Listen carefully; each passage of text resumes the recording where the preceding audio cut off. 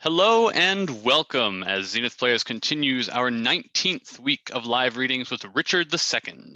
I am TJ, I am our technical director. All of the actors you will be hearing and seeing tonight are volunteering their time and talents from their homes to bring some entertainment into your homes. Many of them just first met each other about 15 minutes ago when they first logged into this Zoom meeting. We want to thank them all very much for joining us. We would also like to send a special thanks to our friend, your friendly neighborhood Shakespeare, for hosting this on his pages, for appearing with us, for guiding us through the play this evening.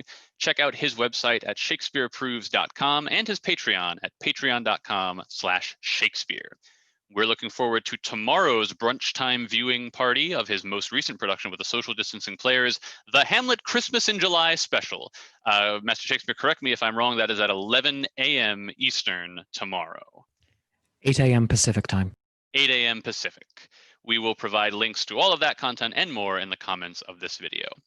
As always, we want to acknowledge and thank all of the medical professionals and essential workers who have been working tirelessly to keep us all as healthy and safe as possible during all of this. We also want to acknowledge those demonstrating and protesting for the simple fact that Black Lives Matter.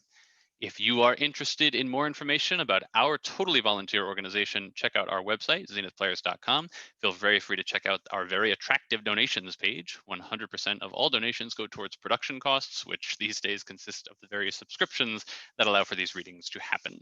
If you want to join us and be in one of these readings, just send us an email at casting@zenithplayers.com and we will get you on board.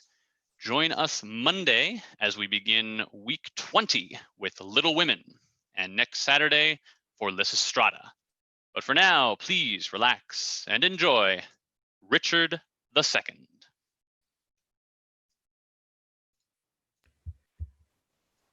Richard II, a revolutionary play for revolutionary times.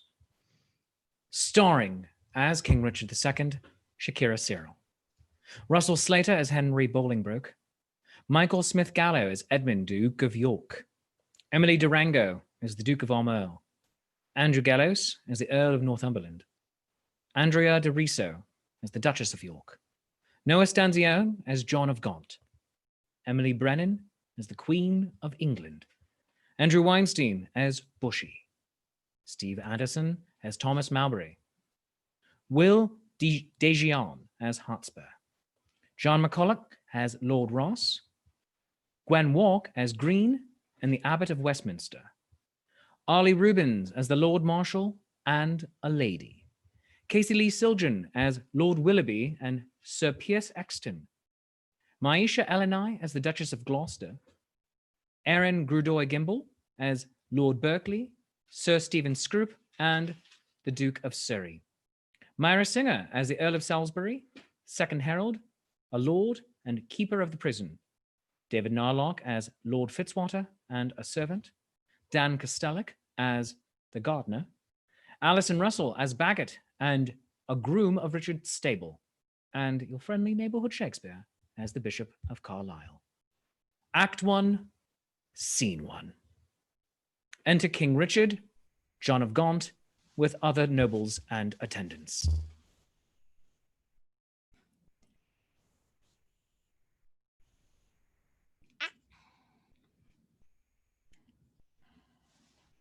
Old John of Gaunt, time-honoured Lancaster, hast thou, according to thy oath and band, brought hither Henry Hereford, thy bold son, here to make good the boisterous late appeal, which then our leisure would not let us hear against the Duke of Norfolk, Thomas Mowbray? I have, my liege. Tell me, moreover, hast thou sounded him, if he appeal the Duke on ancient malice, or worthily, as a good subject should, on some known ground of treachery in him? As near as I could set him on that argument, on some apparent danger seen in him aimed at your highness, no inveterate malice. Then call him to our presence. Face to face, as frowning brow to brow, ourselves will hear the accuser and the accused freely speak. High-stomached are they both and full of ire, in rage deaf as the sea, hasty as fire. Enter Bolingbroke and Mowbray. Many years of happy days befall, my gracious sovereign, my most loving liege.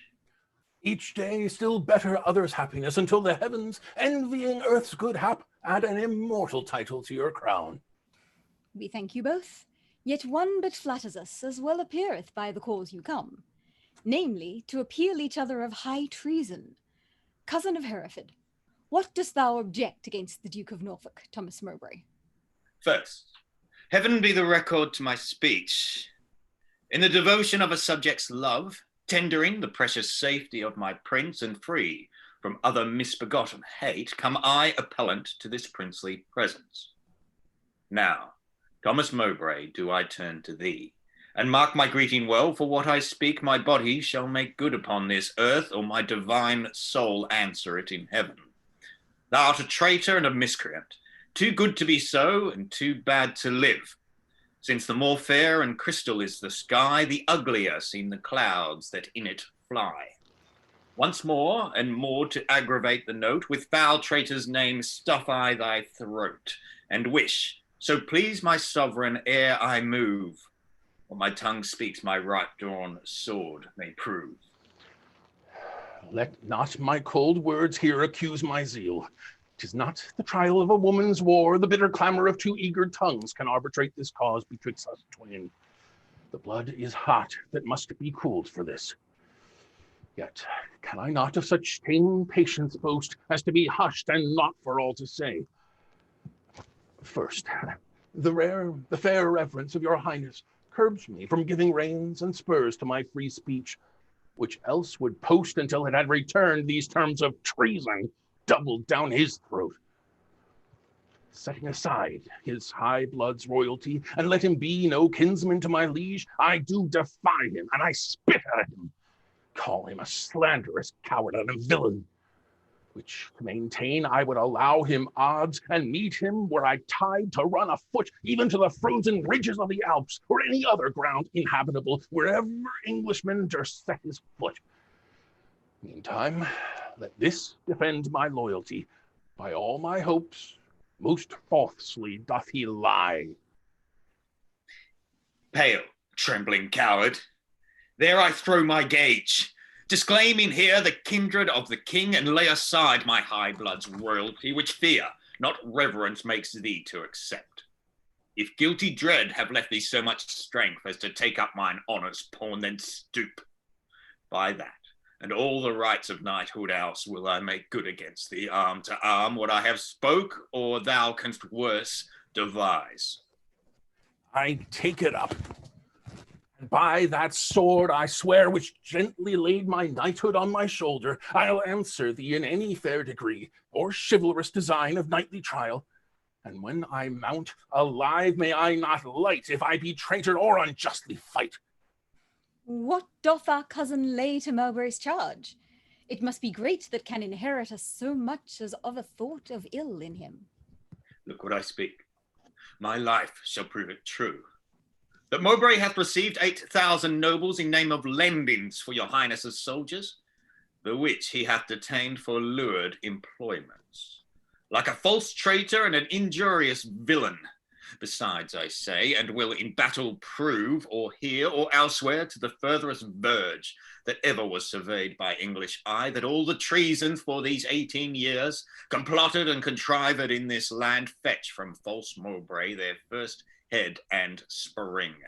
Further, I say, and will further maintain upon his bad life to make all this good, that he did plot the Duke of Gloucester's death, suggest his soon believing adversaries, and consequently, like a traitor coward, sluiced out his innocent soul through streams of blood, which blood, like sacrificing Abel's cries, even from the tongueless caverns of the earth to me for justice and rough chastisement. And by the glorious worth of my descent, this arm will do it, or this life be spent. How high a pitch his resolution soars. Thomas of Norfolk, what sayest thou to this? Oh, let my sovereign turn away his face, and bid his ears a little while be deaf, till I have told this slander of his blood, how God and good men hate so foul a liar. Mowbray, impartial are our eyes and ears.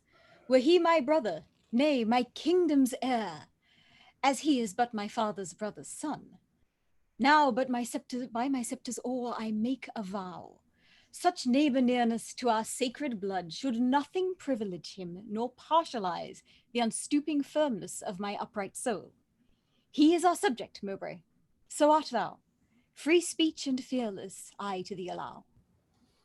Then, Bolingbroke, as low as to thy heart, through the false passage of thy throat, thou liest. 3 parts of that receipt I had for Calais dispersed I duly to his highness's soldiers.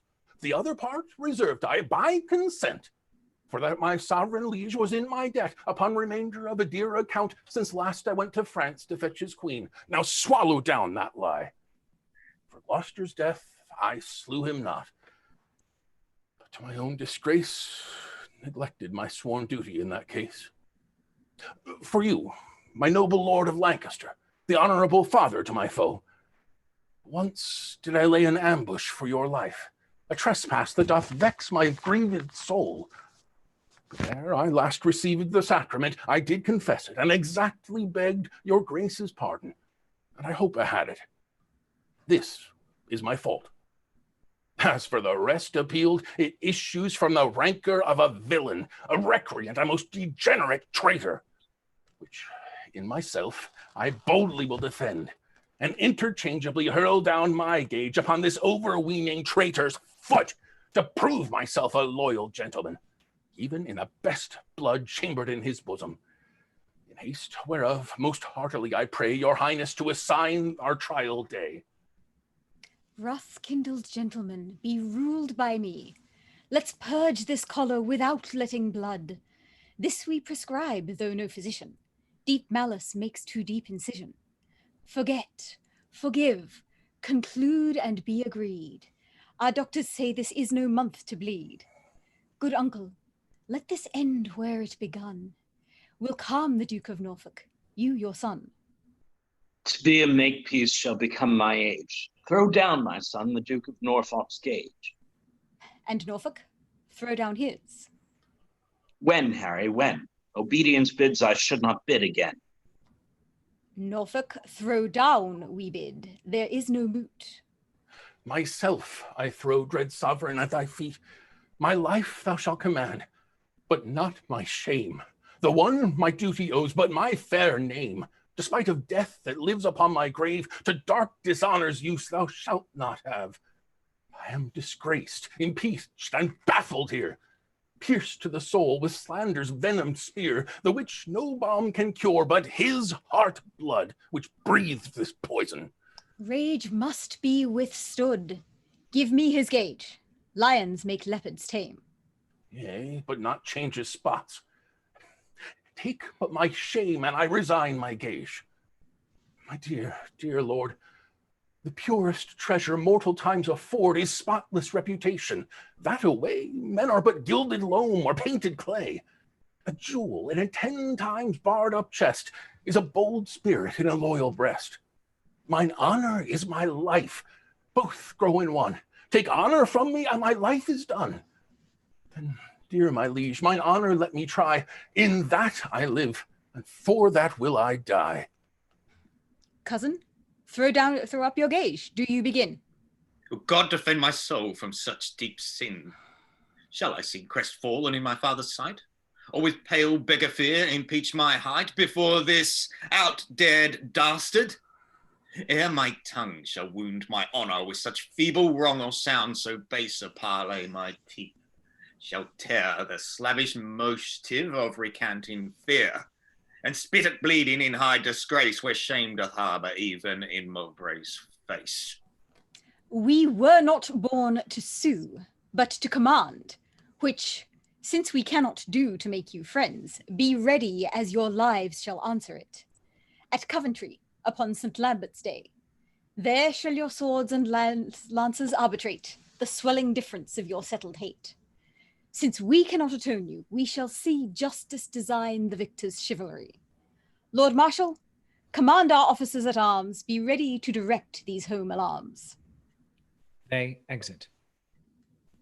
Act 1, Scene 2. Enter John of Gaunt with the Duchess of Gloucester. Alas, the part I had in Woodstock's blood doth more solicit me than York's claims to stir against the butchers of his life. But since correction lieth in those hands which made the fault that we cannot correct, put we our quarrel to the will of heaven, who, when they see the hours right on earth, will rain hot vengeance on offenders' heads. Finds brotherhood in thee no sharper spur? Doth more solicit me than your hath love in thy old blood no living fire? Edward's 7 sons, whereof thyself art one, were as 7 vitals of his sacred blood, bringing from the root.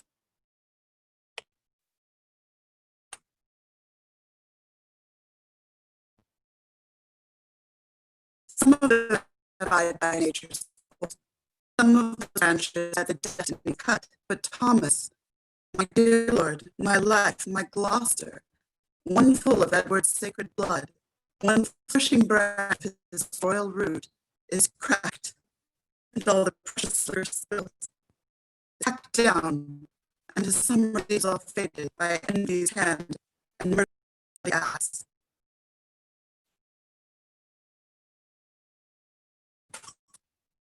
God, his blood was mine, that fed thy womb, that metal, that self-molded fashion thee made a man. And though thou livest and breathest, yet art thou slain in him. Thou hast consent in some large treasure to thy father's death, in that thou seest thy wretched brother die, who was the model of thy father's life. It is despair. And serving thus thy brother to be slaughtered, thou showest the naked pathway to thy life, teaching stern murder how to butcher thee. That which in me we patience is still cold cowardice in noble purpose. Shall I say? Safeguard thine own life. The best way is to avenge my lust's death. Quarrel for God's substitute, his deputy anointed in his sight, have caused his death, the which if wrongfully let heaven revenge, for I may never lift an angry arm against his ministry.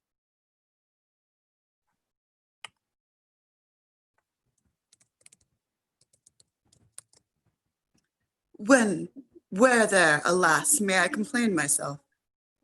To God, the widow's champion and defense. Why then I will. Farewell, old Gaunt.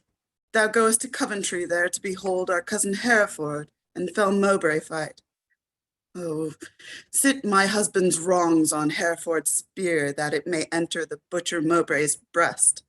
Or if misfortune miss the first career, be Mowbray's sin so heavy in his that they may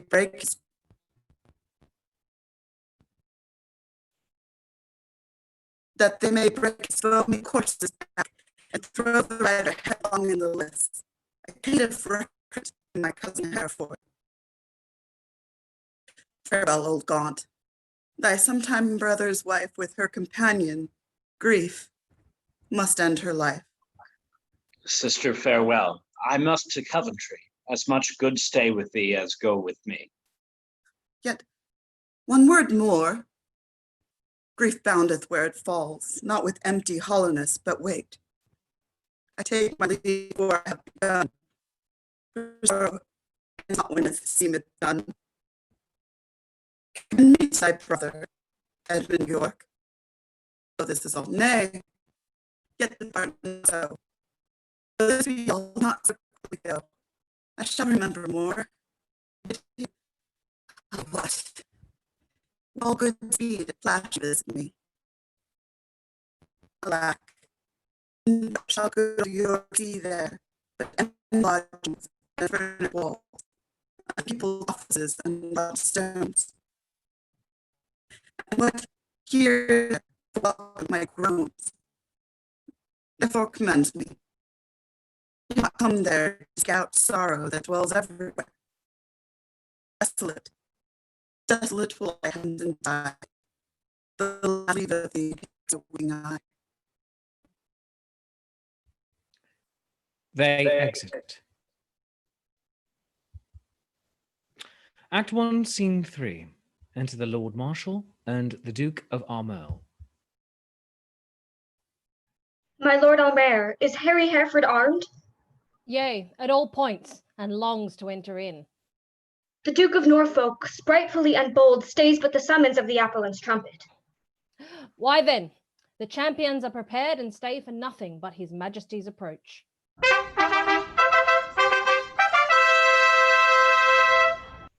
Enter the king with his nobles and officers. When they are set, enter Mowbray, the Duke of Norfolk, in arms, defendant with a herald.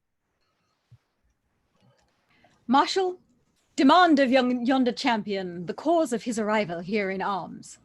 Ask him his name, and orderly proceed to swear him in the justice of his cause. In God's name and the king, say who thou art, and why thou comest thus knightly clad in arms, against what man thou comest, and what thy quarrel. Speak truly on thy knighthood and thy oath, as so defend thee heaven and thy valor. My name is Thomas Mowbray, Duke of Norfolk, who hither come engaged by my oath, which God defend a knight should violate, both to defend my loyalty and truth to God, my king, and my succeeding issue, against the Duke of Hereford that appeals me. And by the grace of God and this mine arm, to prove him, in defending of myself, a traitor to my God, my king, and me. And as I truly fight, defend me heaven.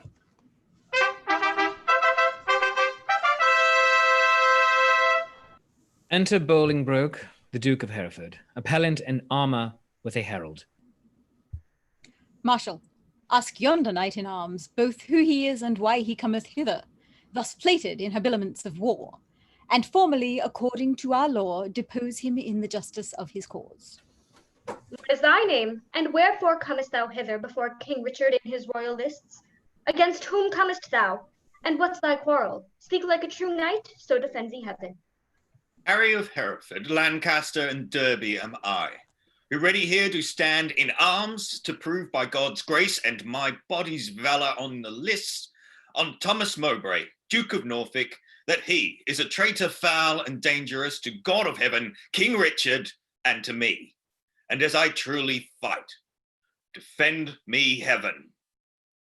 On pain of death, no person be so bold or daring hardy as to touch the lists, except the marshal and such officers appointed to direct these fair designs.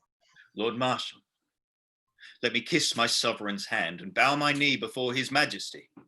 For Mowbray and myself are like two men that vow a long and weary pilgrimage. Then let us take ceremonious leave and loving farewell of our several friends. The appellant in all duty greets your highness and craves to kiss your hand and take his leave. We will descend and fold him in our arms. The king embraces Bolingbroke. Cousin of Hereford, as thy cause is right, so be thy fortune in this royal fight. Farewell, my blood, which, if today thou shed, lament we may, but not revenge thee dead. Oh, let no noble eye profane a tear for me if I be gored with Mowbray's spear. As confident as is the falcon's flight, against a bird do I with Mowbray fight. My loving lord, I take my leave of you. Of you, my noble cousin, Lord Amal, not sick, though I have to do with death, but lusty, young, and cheering, drawing breath. Lo, as at English feats, so I regreet the daintiest last to make the end most sweet. O thou, the earthly author of my blood, whose useful spirit in me regenerate, doth with a twofold vigour lift me up, to reach at victory above my head, and proof upon mine armour with thy prayers.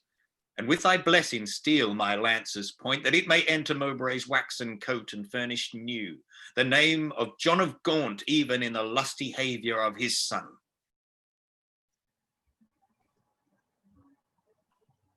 God in thy good cause make thee prosperous. Be swift like lightning in the execution, and let thy blows doubly redoubled fall like amazing thunder on the casque of thy adverse pernicious enemy. Rouse up thy youthful blood, be valiant and live. Mine innocent and St. George to thrive. However God or fortune cast my lot, there lives or dies, true to King Richard's throne, a loyal, just, and upright gentleman. Never did captive with a freer heart cast off his, his chains of bondage and embrace his golden, uncontrolled enfranchisement. More than my dancing soul doth celebrate this, excuse me, doth celebrate this feast of battle with mine adversary. Most mighty liege and my companion peers, take from my mouth the wish of happy years. As gentle and as jocund as to jest go I to fight. Truth hath a quiet breast. Farewell, my lord. Securely I espy virtue with valor couched in thine eye. Order the trial, Marshal, and begin. Harry of Hereford, Lancaster, and Derby, receive thy lance, and God defend the right. Strong as a tower in hope, I cry, Amen. Go bear this lance to Thomas, Duke of Norfolk. Harry of Hereford, Lancaster, and Derby stands here for God, his sovereign, and himself, on pain to be found false and recreant, to prove the Duke of Norfolk, Thomas Mowbray, a traitor to his God, his king, and him, and dares him to set forward to the fight. Here standeth Thomas Mowbray, Duke of Norfolk, on pain to be found false and recreant, both to defend himself and to approve Henry of Hereford, Lancaster, and Derby to God his sovereign and to him disloyal, courageously and with a free desire, attending but the signal to begin. Sound trumpets and set forward combatants.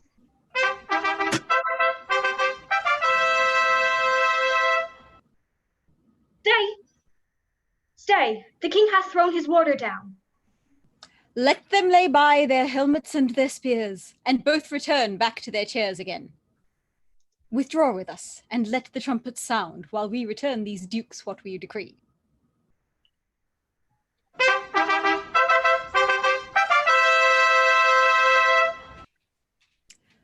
Draw near, and list what with our counsel we have done, for that our kingdom's earth should not be soiled with that dear blood which it hath fostered.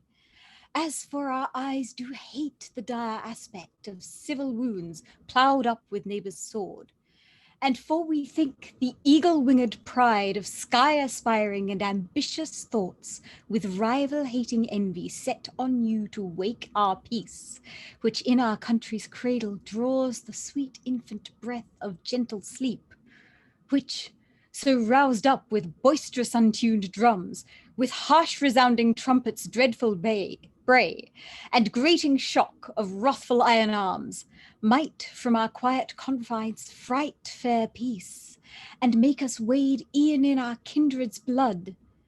Therefore, we banish you our territories, you, cousin Hereford, upon pain of life, till twice 5 summers have enriched our fields, shall not regreet our fair dominions, but tread the stranger paths of banishment. Your will be done. This must my comfort be. The sun that warms you here shall shine on me, and those whose golden beams to you here lent shall point on me, and gild my banishment. Norfolk, for thee remains a heavier doom, which I with some unwillingness pronounce. The sly, slow hours shall not determinate the dateless limit of thy dear exile. The hopeless word of never to return, breathe I against thee, upon pain of life.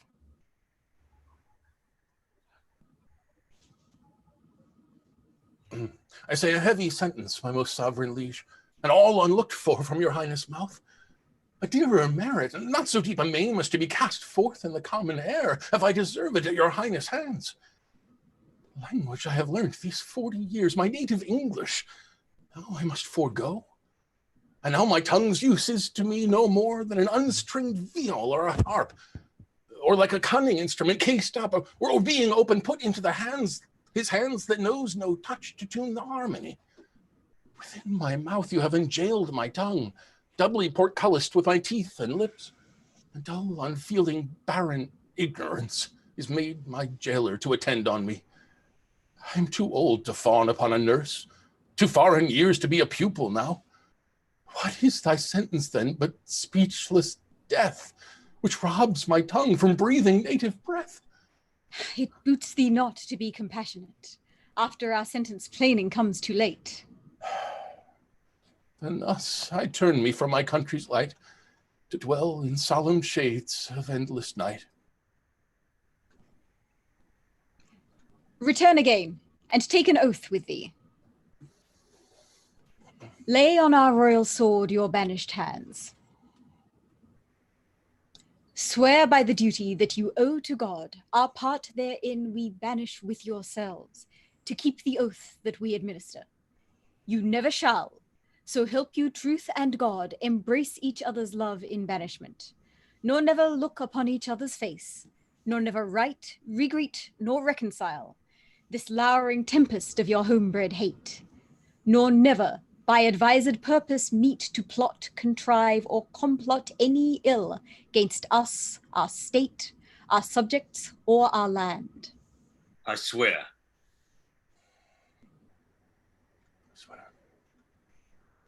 And I to keep all this. Norfolk, as far as to my enemy, by this time had the king permitted us. One of our souls had wandered into the air, banished this frail sepulchre of our flesh, as now our flesh is banished from this land. Confess thy treasons ere they fly the realm. Since thou hast far to go, bear not along the clogging burden of a guilty soul. No, Bolingbroke. If ever I were traitor, my name be blotted from the book of life, and I from heaven banished as from hence. But what thou art, God, thou and I do know, and all too soon I fear the king shall rue. Farewell, my liege. No way can I stray, save back to England. All the world's my way. He exits. Uncle, even in the glasses of thine eyes I see thy grieved heart. Thy sad aspect hath from the number of his banished years plucked 4 away. 6 frozen winters spent, return with welcome home from banishment. How long a time lies in one little word? 4 lagging winters and 4 wanton springs end in a word? Such is the breath of kings.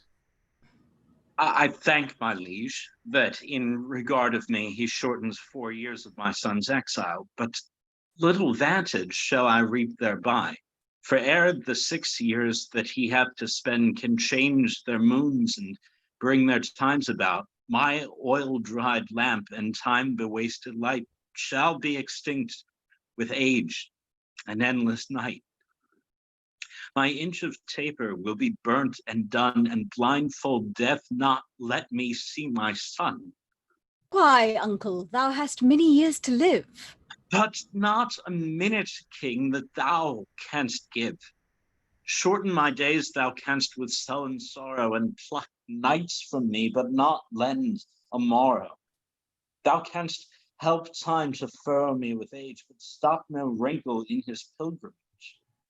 Thy word is current with him for my death, but dead, thy kingdom cannot buy my breath.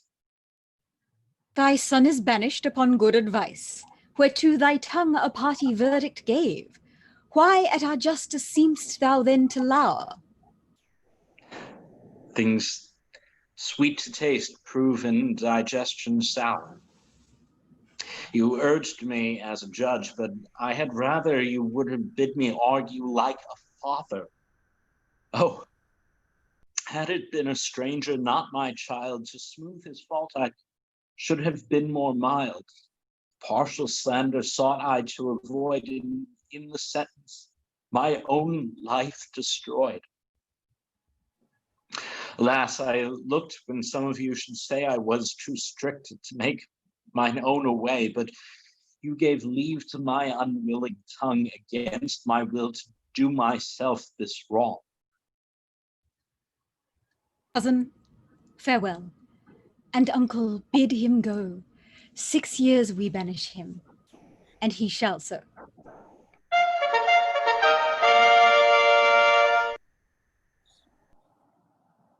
Cousin, farewell. what presence must not know? From where you do remain, let paper show. My lord, no leave take I, for I will ride as far as land will let me by your side. To what purpose dost thou hoard thy words, that thou returnest no greeting to thy friends? I have too few to take my leave of you when the tongue's offers should be prodigal to breathe the abundant dolour of the heart. Thy grief is but thy absence for a time. Joy absent, grief is present for that time. What is 6 winters? If they are quickly gone. To many joy, but grief makes 1 hour 10. Call to travel that thou takest for pleasure. My heart will sigh when I miscall it so, which finds it an enforced pilgrimage. The sullen passage of thy weary steps esteem as foil wherein thou art to set the precious jewel of thy home return. Nay, rather every tedious stride I make will but remember me what a deal of world I wander from the jewels that I love. Must I not serve a long apprenticehood to foreign passengers, and in the end, having my freedom, boast of nothing else but that I was a journeyman to grief?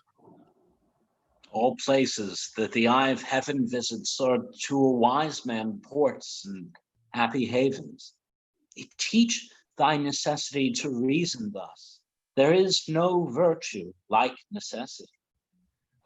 Think not the king did banish thee, but thou the king. Woe doth the heavier sit where it perceives it is but faintly born. Go, say I sent thee forth to purchase honor, and not the king exiled thee. Or suppose devouring pestilence hangs in our air, and thou art flying to a fresher clime. Look what thy soul holds dear, imagine it to lie that way thou goest, not whence thou comest. Suppose as singing birds, musicians. The grass whereon thou treadst, the presence strewed, the flowers, fair ladies in thy steps, no more than a delightful measure or a dance. For gnarling sorrow hath less power to bite the man that mocks at it and sets it light. Oh, who can hold a fire in his hand by thinking on the frosty Caucasus? Or cloy the hungry edge of appetite by bare imagination of a feast? Or wallow naked in December snow by thinking on fantastic summer's heat? No, the apprehension of the good gives but the greater feeling to the worse. Fell sorrow's tooth doth never rankle more than when it bites, but lances not the sore. Come, come, my son, I'll bring thee on my way. Had I thy youth and cause, I would not stay. Then, England's ground, farewell. Sweet soil, adieu. My mother and my nurse that bears me yet. Wherever I wander, boast of this I can, though banished, yet a true-born Englishman. They exit. Act 1, Scene 4. Enter the king, with Green and Bagot at one door, and the Lord Almoil at the other. We did observe, cousin O'Mel. How far brought you High Hereford on his way? I brought High Hereford, if you call him so, but to the next highway, and there I left him. And say, what store of parting tears were shed? Faith, none for me, except the northeast wind, which then blew bitterly against our faces, awaked the sleeping room, and so by chance did grace our hollow parting with a tear. What said our cousin when you parted with him? Farewell. And for my heart disdained that my tongue should so profane the word, that taught me craft to counterfeit oppression of such grief, that words seem buried in my sorrow's grave. Marry, would the word farewell have lengthened hours and added years to his short banishment, he should have had a volume of farewells. But since it would not, he had none of me. He is our cousin. But 'tis doubt when time shall call him home from banishment. Whether our kinsman come to see his friends, ourself and Bushy, Bagot here and Green, observed his courtship to the common people, how he did seem to dive into their hearts with humble and familiar courtesy, what reverence he did throw away on slaves, wooing poor craftsmen with the craft of smiles and patient underbearing of his fortune, as 'twere to banish their affects with him. Off goes his bonnet to an oyster wench, a brace of draymen bid him God speed well, and had the tribute of his supple knee. With thanks, my countrymen, my loving friends, as were our England in reversion his, and he our subjects next degree in hope. Well, he is gone, and with him go these thoughts. Now for the rebels which stand out in Ireland, expedient manage must be made, my liege, ere further leisure yield them further means for their advantage and your highness's loss. We will ourself in person to this war, and for our coffers with too great a court and liberal largesse are grown somewhat light, we are enforced to farm our royal realm, the revenue whereof shall furnish us for our affairs in hand. If that come short, our substitutes at home shall have blank charters, whereto, when they shall know what men are rich, they shall subscribe them for large sums of gold, and send them after to supply our wants. For we will make for Ireland presently. Bushy, what news? Old John of Gaunt is grievous sick, my lord, suddenly taken, and have sent post-haste to entreat your majesty to visit him. Where lies he? At Ely House. Now put it God in the physician's mind to help him to his grave immediately. The lining of his coffers shall make coats to deck our soldiers for this Irish wars. Come, gentlemen, let's all go visit him, and pray God we make haste and come too late. Amen. Amen. They exit. End of Act 1.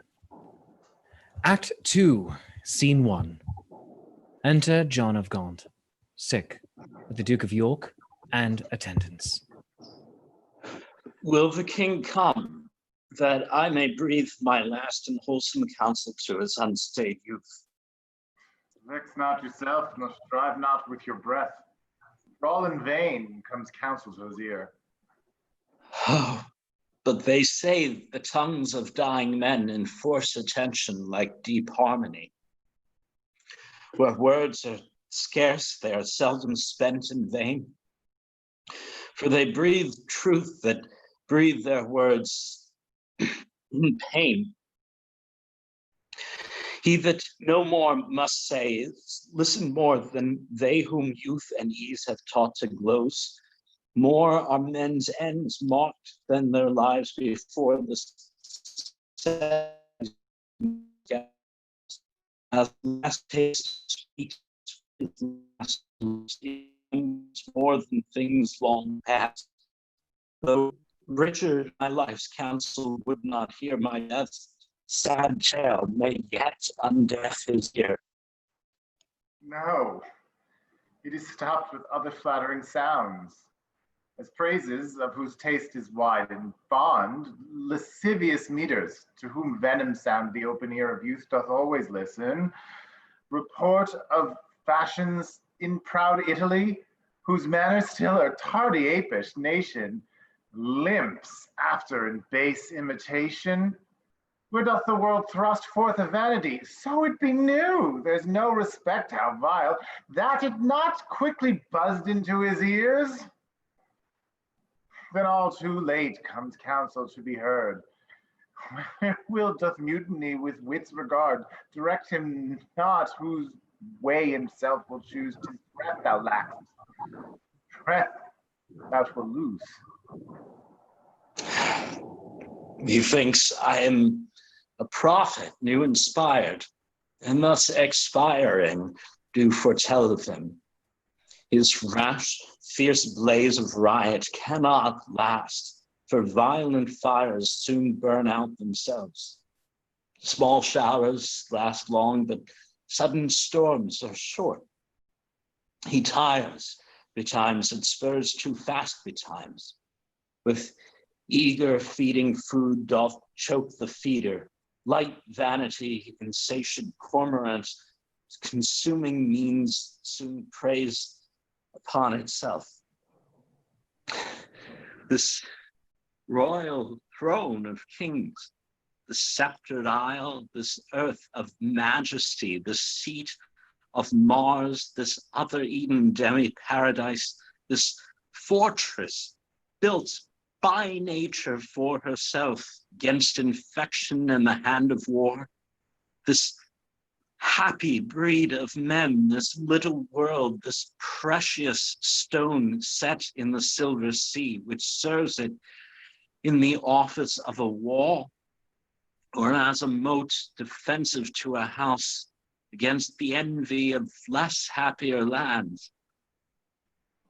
This blessed plot, this earth, this realm, this England, this nurse, this teeming womb of royal kings, feared by their breed and famous by their birth, renowned for their deeds as far from home for Christian service and true chivalry, as is the sepulchre of the world's ransomed Blessed Mary's Son.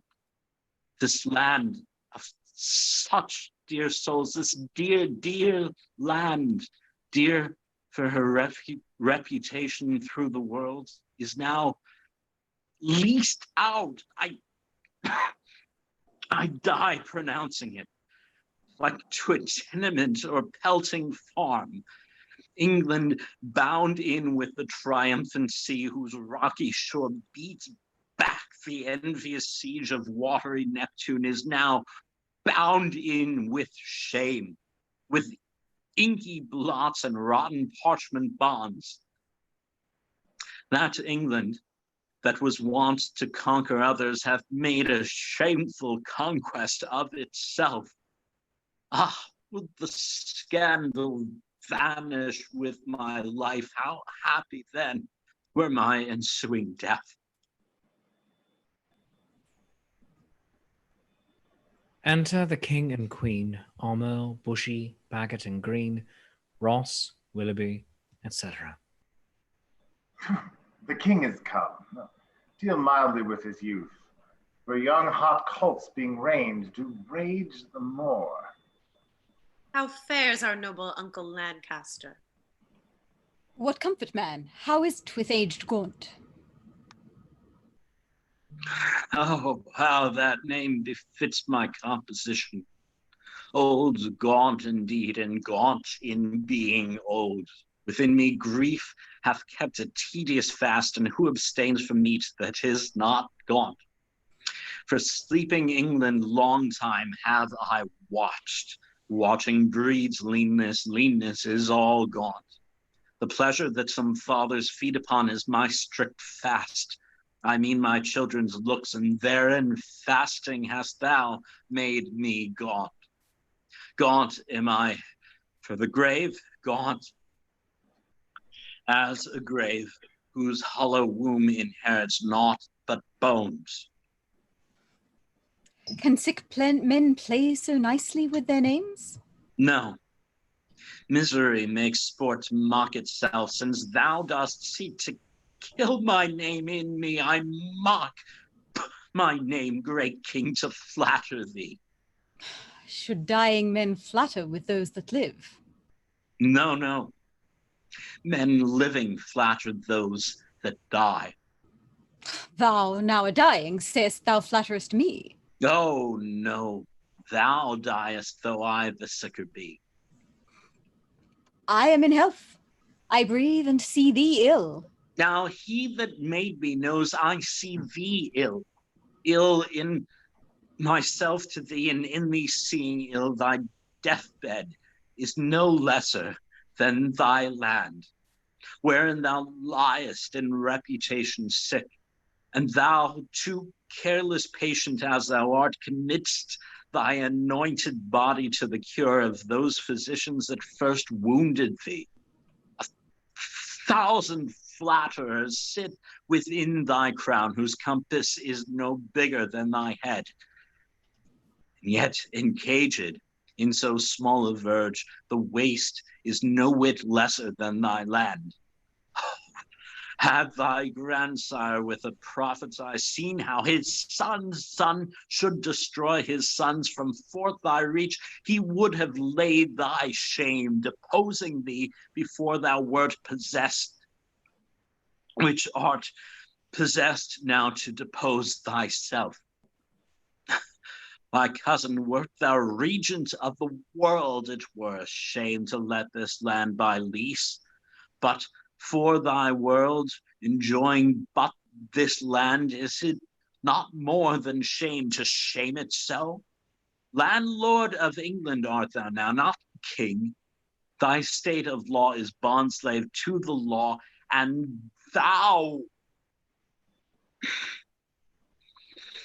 A lunatic, lean-witted fool, presuming on an ague's privilege, darest with thy frozen admonition, must pale our cheek, chasing the royal blood with fury from his native residence.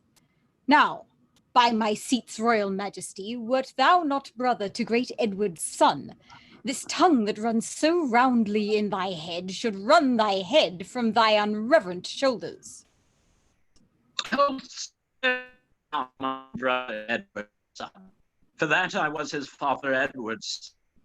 That blood already, like the pelican, hast thou tapped out and drunkenly caroused. My brother Gloucester, plain, well-meaning soul, whom fair befallen heaven's happy souls, may be a precedent and witness good that thou respect'st not spilling Edward's blood. Join with the present sickness that I have, and thy unkindness be like crooked age to crop at once a too long withered flower. Live in thy shame, but die not shame with thee. These words hereafter thy tormentors be. Convey me to my bed, then to my grave. Love they to live that love and honor have. He exits, carried off by attendants. And let them die that age and sullens have, for both hast thou, and both become the grave. I do beseech your majesty, impute his wounds to wayward sickness and age in him. He loves you on my life and holds you dear as Harry, Duke of Hereford, were he here. Right, as you say, true. As Hereford's love, so his. As theirs, so mine. And all be as it is. Enter Northumberland. My liege, old Gaunt commends him to your majesty. What says he? Nay, nothing, all is said. His tongue is now a stringless instrument. Words, life, and all old Lancaster hath spent. Be York the next that must be bankrupt so? Though death be poor, it ends on mortal woe. The ripest fruit first falls, and so doth he. His time is spent, our pilgrimage must be. So much for that. Now for our Irish wars. We must supplant those rough, rug-headed kern, which live like venom where no venom else, but only they have privilege to live. And for these great affairs do ask some charge. Towards our assistance, we do seize to us the plate, coin, revenues, and movables whereof our uncle Gaunt did stand possessed. How long shall I be patient? How long shall I tender duty make me suffer wrong? Not Gloucester's death, nor Hereford's banishment, nor Gaunt's rebukes, nor England's private wrongs, nor the prevention of poor Bolingbroke about his marriage, nor my own disgrace have ever made me sour my patient cheek, or bend one wrinkle on my sovereign face. I am the last of Edward's sons, of whom thy father, Prince of Wales, was first. In war was never lion raged more fierce, in peace was never gentle lamb more mild. And was that young and princely gentleman his face thou hast, for even so looked he, accomplished with the number of thy hours, but when he frowned was against the French, and not against his friends. His noble hand did win what he did spend, and spent not that which his triumphant father's hand had won. His hands were guilty of no kindred blood, but bloody with the enemies of his kin. Oh, Richard, York is too far gone with grief, or else he would never compare between. Why, uncle, what's the matter? Oh, my liege. Pardon me, if you please. If not, I please not to be pardoned, and content withal, seek you to seize and gripe into your hands the royalties and rights have banished Hereford? Is not Gaunt dead? And does not Hereford live? Was Gaunt not just? And is not Harry true? Did not the one deserve to have an heir? Is not that heir his well-deserving son? Take Hereford's rights away, and take from time his charters and his customary rights. Let not tomorrow then ensue today. Be not thyself, for how art thou a king, but by fair sequence and succession?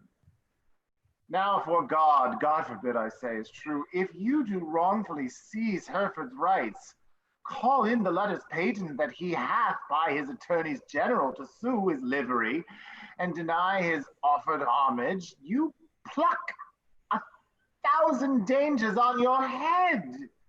You lose 1,000 well-disposed hearts. Prick my tender patience to those thoughts which honor and allegiance cannot think. Think what you will. We seize into our hands his plate, his goods, his money, and his lands. I be not by the while, my liege. Farewell. What will ensue hereof, as none can tell, but by the bad courses may be understood that their events can never fall out good.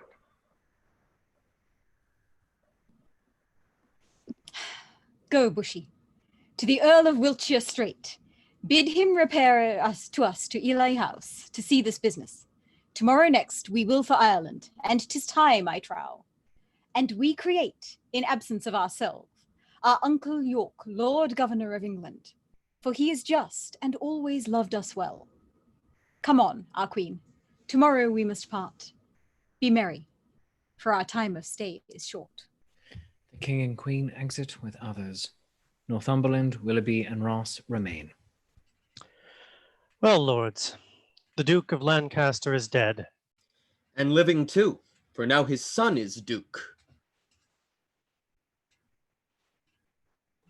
Barely in title, not in revenues. Richly in both, if justice had her right. My heart is great, but it must break with silence, ere it be disburdened with a liberal tongue. Nay, speak thy mind, and let him ne'er speak more that speaks thy words again to do thee harm. Tends that thou wouldst speak to the Duke of Hereford? If it be so, out with it boldly, man. Quick is mine ear to hear of good towards him. No good at all that I can do for him, unless you call it good to pity him, bereft and gelded of his patrimony. Now, afore God, 'tis shame such wrongs are born in him, a royal prince, and many more of noble blood in this declining land. The king is not himself, but basely led by flatterers, and what they will inform merely in hate against any of us all. That will the king severely prosecute against us, our lives, our children, and our heirs. The commons hath he pilled with grievous taxes, and quite lost their hearts. The nobles hath he fined for ancient quarrels, and quite lost their hearts. And daily new exactions were devised, as blanks benevolences and whatnot. But what in God's name doth become of this? Wars hath not wasted it, for ward he hath not, but basely yielded upon compromise that which his noble ancestors achieved with blows. More hath he spent in peace than they in wars. The Earl of Wiltshire hath the realm in farm. The king grown bankrupt like a broken man. Reproach and dissolution hangeth over him. He hath not money for these Irish wars, his burdenous taxations notwithstanding, but by the robbing of the banished duke. His noble kinsman, most degenerate king. But lords, we hear this fearful tempest sing, yet seek no shelter to avoid the storm. We see the wind sit sore upon our sails, and yet we strike not, but securely perish.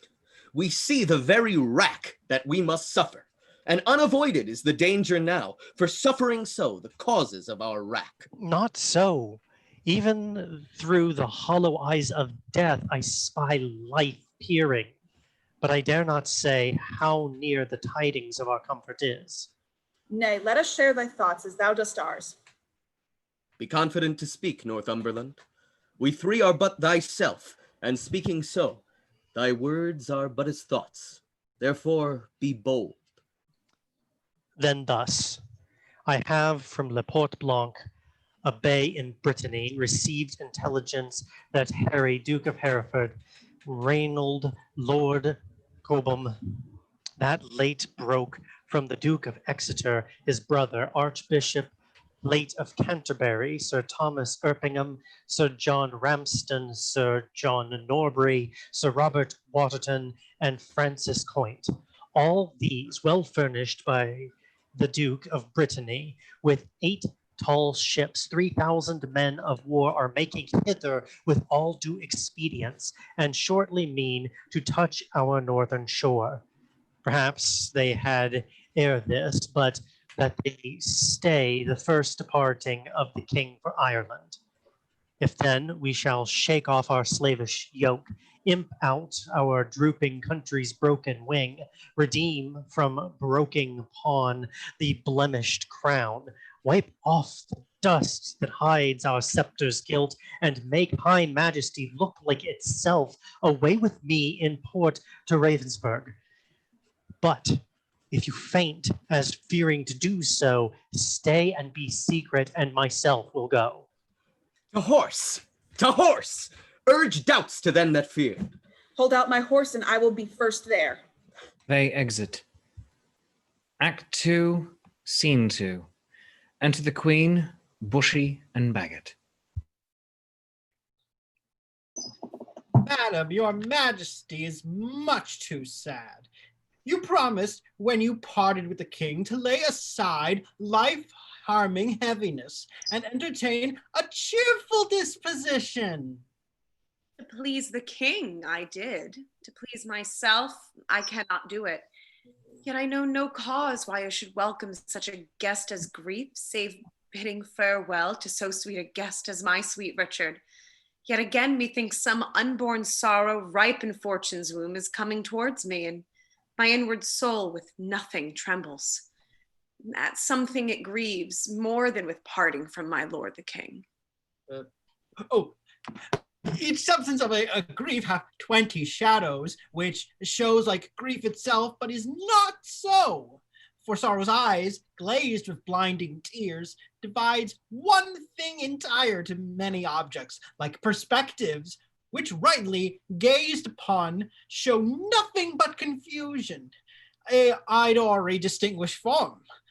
So your sweet majesty, looking already upon your lord's departure, find shapes of grief more than himself to wail, which, looked on as it is not but shadows of what it is not. Then, thrice gracious queen, more than your lord's departure weep not. More is not seen, or if it be, 'tis with false sorrow's eye, which for things true weeps things imaginary. It may be so, but yet my inward soul persuades me it is otherwise. Howe'er it be, I cannot but be sad, so heavy sad as thought on thinking on no thought I think, makes me with heavy nothing faint and shrink. 'Tis nothing but conceit, my gracious lady. 'Tis nothing less. Conceit is still derived from some forefather grief. Mine is not so, for nothing hath begot my something grief, or something hath the nothing that I grieve. 'Tis in reversion that I do possess, but what it is that is not yet known, what I cannot name. 'Tis nameless woe, I wot. Enter Green. God save your majesty, and well met, gentlemen. I hope the king is not yet shipped for Ireland. Why hopest thou so? 'Tis better hope he is, for his designs crave haste, his haste good hope. Then wherefore dost thou hope he is not shipped? That he, our hope, might have retired his power and driven into despair an enemy's hope, who strongly hath set footing in this land. The banished Bolingbroke repeals himself, and with uplifted arms is safe arrived at Ravensburg. Oh, now God in heaven forbid. Ah, madam, 'tis too true.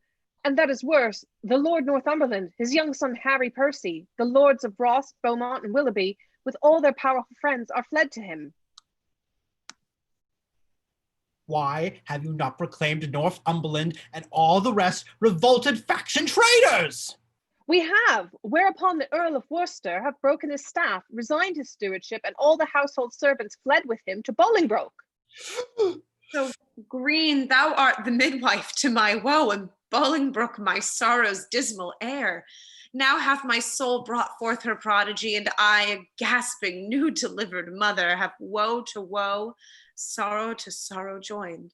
Despair not, madam. Who shall hinder me? I will despair and be at enmity with cousining hope. He is a flatterer, a parasite, a keeper back of death, who gently would dissolve the bands of life, which false hope lingers in extremity. Enter York. Here comes the Duke of York.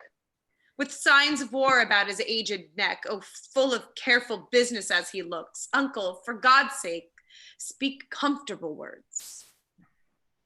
Should I do so? I should belie my thoughts. Comfort's in heaven, and we are on the earth, where nothing lives but crosses, cares, and grief. Your husband he is gone to save far off, whilst others come to make him lose at home. Here I am left to underprop his land, who, weak with age, cannot support myself. Now comes the sick hour that has servant made. No, now shall he try his friends that flattered him. Enter a serving man.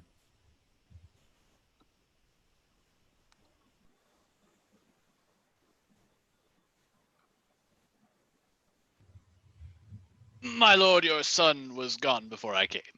Was? Why, so go on which way it will. The nobles they are fled, the commons they are cold, and will, I fear, revolt on Hereford's side. Sirrah, get thee to the Plashy, to my sister Gloucester. Bid her send me presently 1,000 pounds. Hold, take my ring. My lord, I had forgot to tell your lordship. Today, as I came by, I called there, but I shall grieve you to report the rest. This knave. An hour before I came, the Duchess died. God for his mercy. The tide of woes comes rushing on this woeful land at once. I don't know what to do. I would to God, so my untruth had not provoked him to it. The king has cut off my head with my brothers. What? Are there no posts dispatched for Ireland? How shall we do for money for these wars? Come, sister, cousin, I would pray pardon me. Go, fellows, get thee home. Provide some carts and bring away the armor that is there. Gentlemen, will you go muster men? If I know how or which way to order these affairs, thus disorderly thrust into my hands, never believe me. Both are my kinsmen.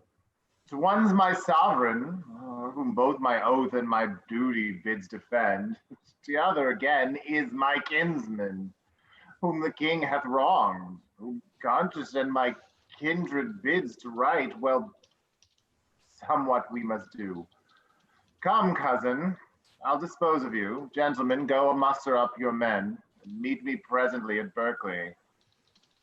I should to Plashy too, But time will not permit. All is uneven, and everything is left at 6 and 7. The Duke of York and the Queen exit. Bushy, Green, and Baggett remain. The wind sits fair for news to go for Ireland, but none returns. For us to levy power proportional to the enemy is all impossible. Besides, our nearness to the king in love is near the hate of those love not the king. And that is the wavering commons, for their love lies in their purses, and whoso empties them by so much fills their heart with deadly hate. Wherein the king stands generally condemned. If judgment lie in them, then so do we, because we have been ever near the king. Well, I will for refuge straight to Bristol Castle. The Earl of Wiltshire is already there. Thither will I with you. For little office will the hateful commons perform for us, except like curs to tear us all to pieces. Will you go along with us? No, I will to Ireland, to his majesty. Farewell. If heart presages be not vain, we three here part that ne'er shall meet again. That as York thrives to beat back Bolingbroke. Alas, poor Duke, the task he undertakes is numbering sands and drinking oceans dry. Where one on his side fights, thousands will fly. Farewell at once, for all, and ever. Well, we may meet again. I fear me never. They exit. Act 2, Scene 3. Enter Bolingbroke, the Duke of Hereford, and Northumberland. How far is it, my lord, to Berkeley now? Believe me, noble lord, I am a stranger here in Gloucestershire. These high, wild hills and rough, uneven ways draw out our miles and makes them wearisome. And yet your fair discourse hath been as sugar, making the hard way sweet and delectable.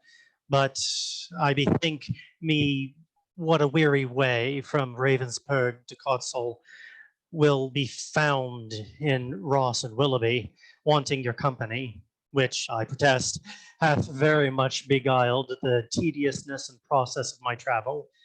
But theirs is sweetened with the hope to have the present benefit which I possess, and hope to joy is little less in joy than hope enjoyed.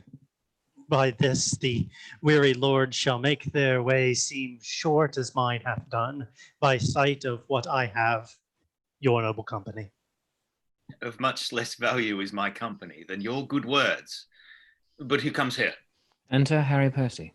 It is my son, young Harry Percy, sent from my brother Worcester, whensoever. Harry, how fares your uncle? I had thought, my lord, to have learned his health of you. Why, is he not with the queen?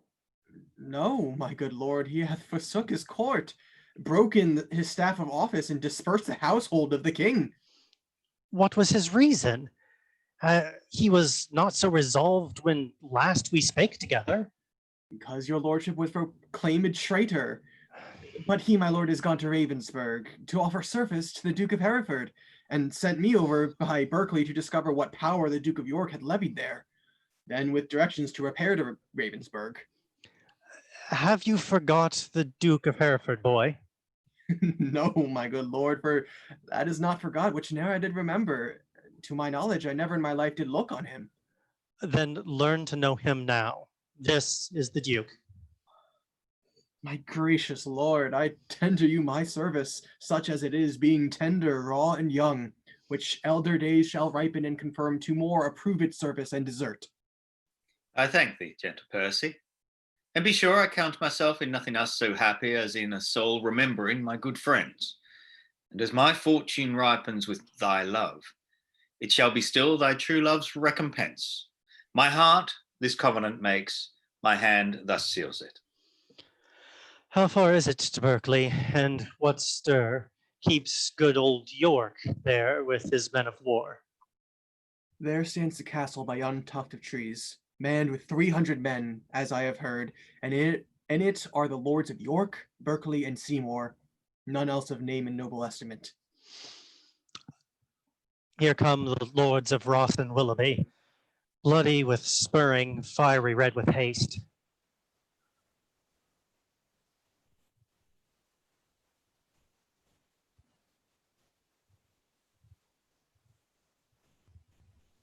Welcome, my lords. I watch your love pursues a banished traitor. All my treasury is yet but unfelt thanks, which, more enriched, shall be your love and labour's recompense. Your presence makes us rich, O noble lord. And far surmounts our labor to attain it. Ever more thanks the exchequer of the poor, which, till my infant fortune comes to years, stands for my bounty. But who comes here? Enter Berkeley. It is my Lord of Berkeley, as I guessed. My Lord of Hereford, my message is to you. My lord, my answer is to Lancaster, for I am come to seek that name in England, and I must find that title in your tongue before I make reply to aught you say. Mistake me not, my lord, 'tis not my meaning to raise one title of your honor out. To you, my lord, I come, what lord you will, from the most gracious regent of this land, the Duke of York, to know what pricks you on to take advantage of the absent time and fright our native peace with self-born arms. Enter York. I shall not need to transport my words by you. Here comes his grace in person. My noble uncle. Show me thy humble heart and not thy knee, whose duty is deceivable and false. My gracious uncle. Tut tut. Grace me no grace, nor uncle me no uncle. I am no traitor's uncle, and that word grace is an ungracious mouth is but profane. Why have those banished and forbidden legs dared once to touch the dust of England's ground? But then more, why have they dared to march so many miles upon her peaceful bosom, frightened her pale-faced villages with war and ostentation of despised arms? Comest thou because the anointed king is hence?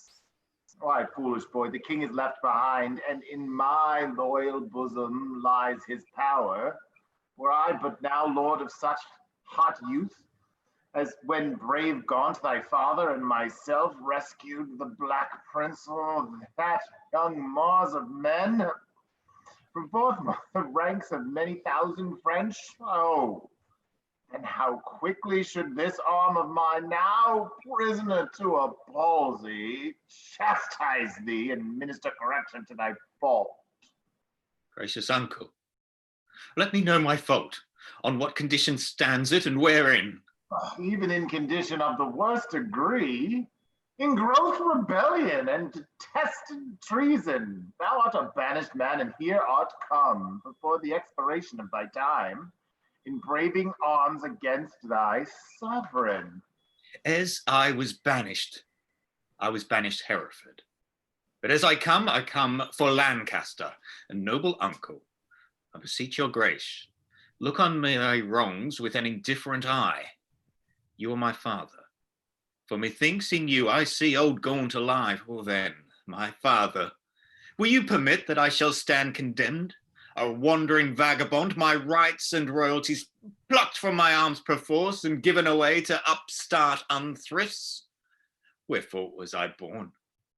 If that my cousin king be king in England, it must be granted I am Duke of Lancaster. You have a son, a Merle, my noble cousin. Had you first died and he be thus trod down, he should have found his uncle Gaunt a father to rouse his wrongs and chase them to the bay. I am denied to sue my livery here, and yet my letters patent give me leave. My father's goods are all distrained and sold, and these, and all amiss employed. What would you have me do? I am a subject, and I challenge law. Attorneys are denied me, and therefore personally, I lay my claim to my inheritance of free descent. The noble Duke hath been too much abused. It stands your grace upon to do him right. Base men by his endowments are made great. My lords of England, let me tell you this. I had feeling of my cousin's wrongs and labored all I could to do him right, but in this time to come, in braving arms, be his own career and cut out his way to fight out right with wrong, it may not be. And you that do abet him in this kind, cherish rebellion and all rebels all. noble duke hath sworn his coming is but for his own, and for the right of that we all have strongly sworn to give him aid. And let him never see joy that breaks that oath. Well, well, I see the issue of these arms. I cannot mend it. I must needs confess, because my power is weak and all ill left. But if I could, by him that gave me life, I would attach you all and make you stoop unto the sovereign mercy of the king. Since I cannot, be it known unto you, I do remain as neuter. So fare you well, unless you please to enter in the castle and there repose you for the night. An offer, uncle, that we will accept. But we must win your grace to go with us to Bristol Castle, which they say is held by Bushy, Bagot, and their complices, the caterpillars of the Commonwealth, which I have sworn to weed and pluck away. It may be I will go with you, but yet I'll pause, for I am loath to break my country's laws. Nor friends nor foes, to me welcome you are. Things past redress are now with me past care. They exit. Act 2, Scene 4. Enter the Earl of Salisbury and a Welsh captain. My lord of Salisbury, we have stayed 10 days and hardly kept our countrymen together, and yet we hear no tidings from the king.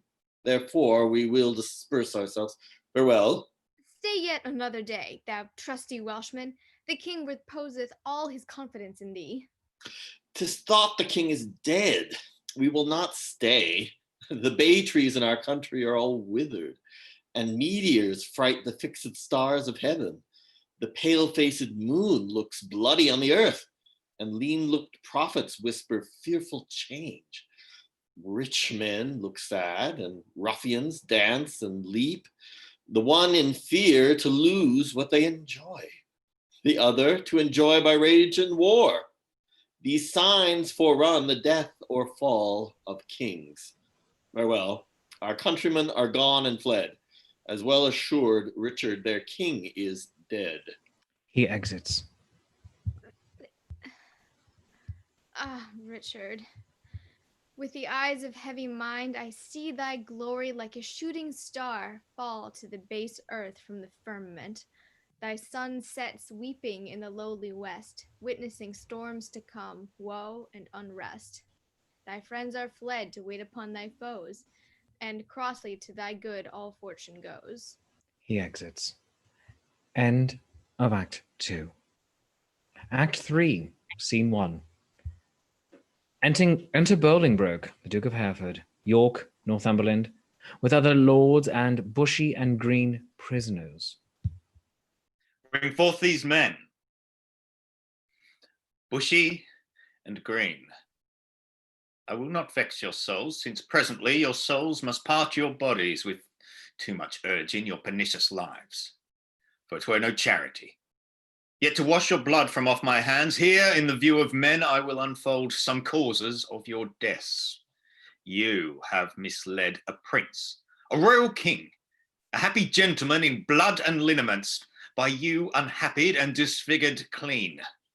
You have, in manner with your sinful hours, made a divorce between his queen and him, broke the possession of a royal bed, and stained the beauty of a fair queen's cheeks with tears drawn from her eyes by your foul wrongs. Myself, a prince of fortune by my birth, near to the king in blood, and near in love till you did make him misinterpret me, have stooped my neck under your injuries, and sighed my English breath in foreign clouds, eating the bitter bread of banishment, whilst you have fed upon my seigneuries, disparked my parks and felled my forest woods, from my own windows torn my household coat, raised out my impress, leaving me no sign save men's opinions of my living blood to show the world I am a gentleman. This, and much more than twice all this, condemns you to the death. See them delivered over to execution and the hands of death. More welcome is the stroke of death to me than Bolingbroke to England. Lords, farewell. My comfort is that heaven will take our souls and plague injustice with the pains of hell. My Lord Northumberland, see them dispatched. Uncle, you say the Queen is at your house? For God's sake, fairly let her be entreated. Tell her I will send to her my kind commends. Take special care my greetings be delivered.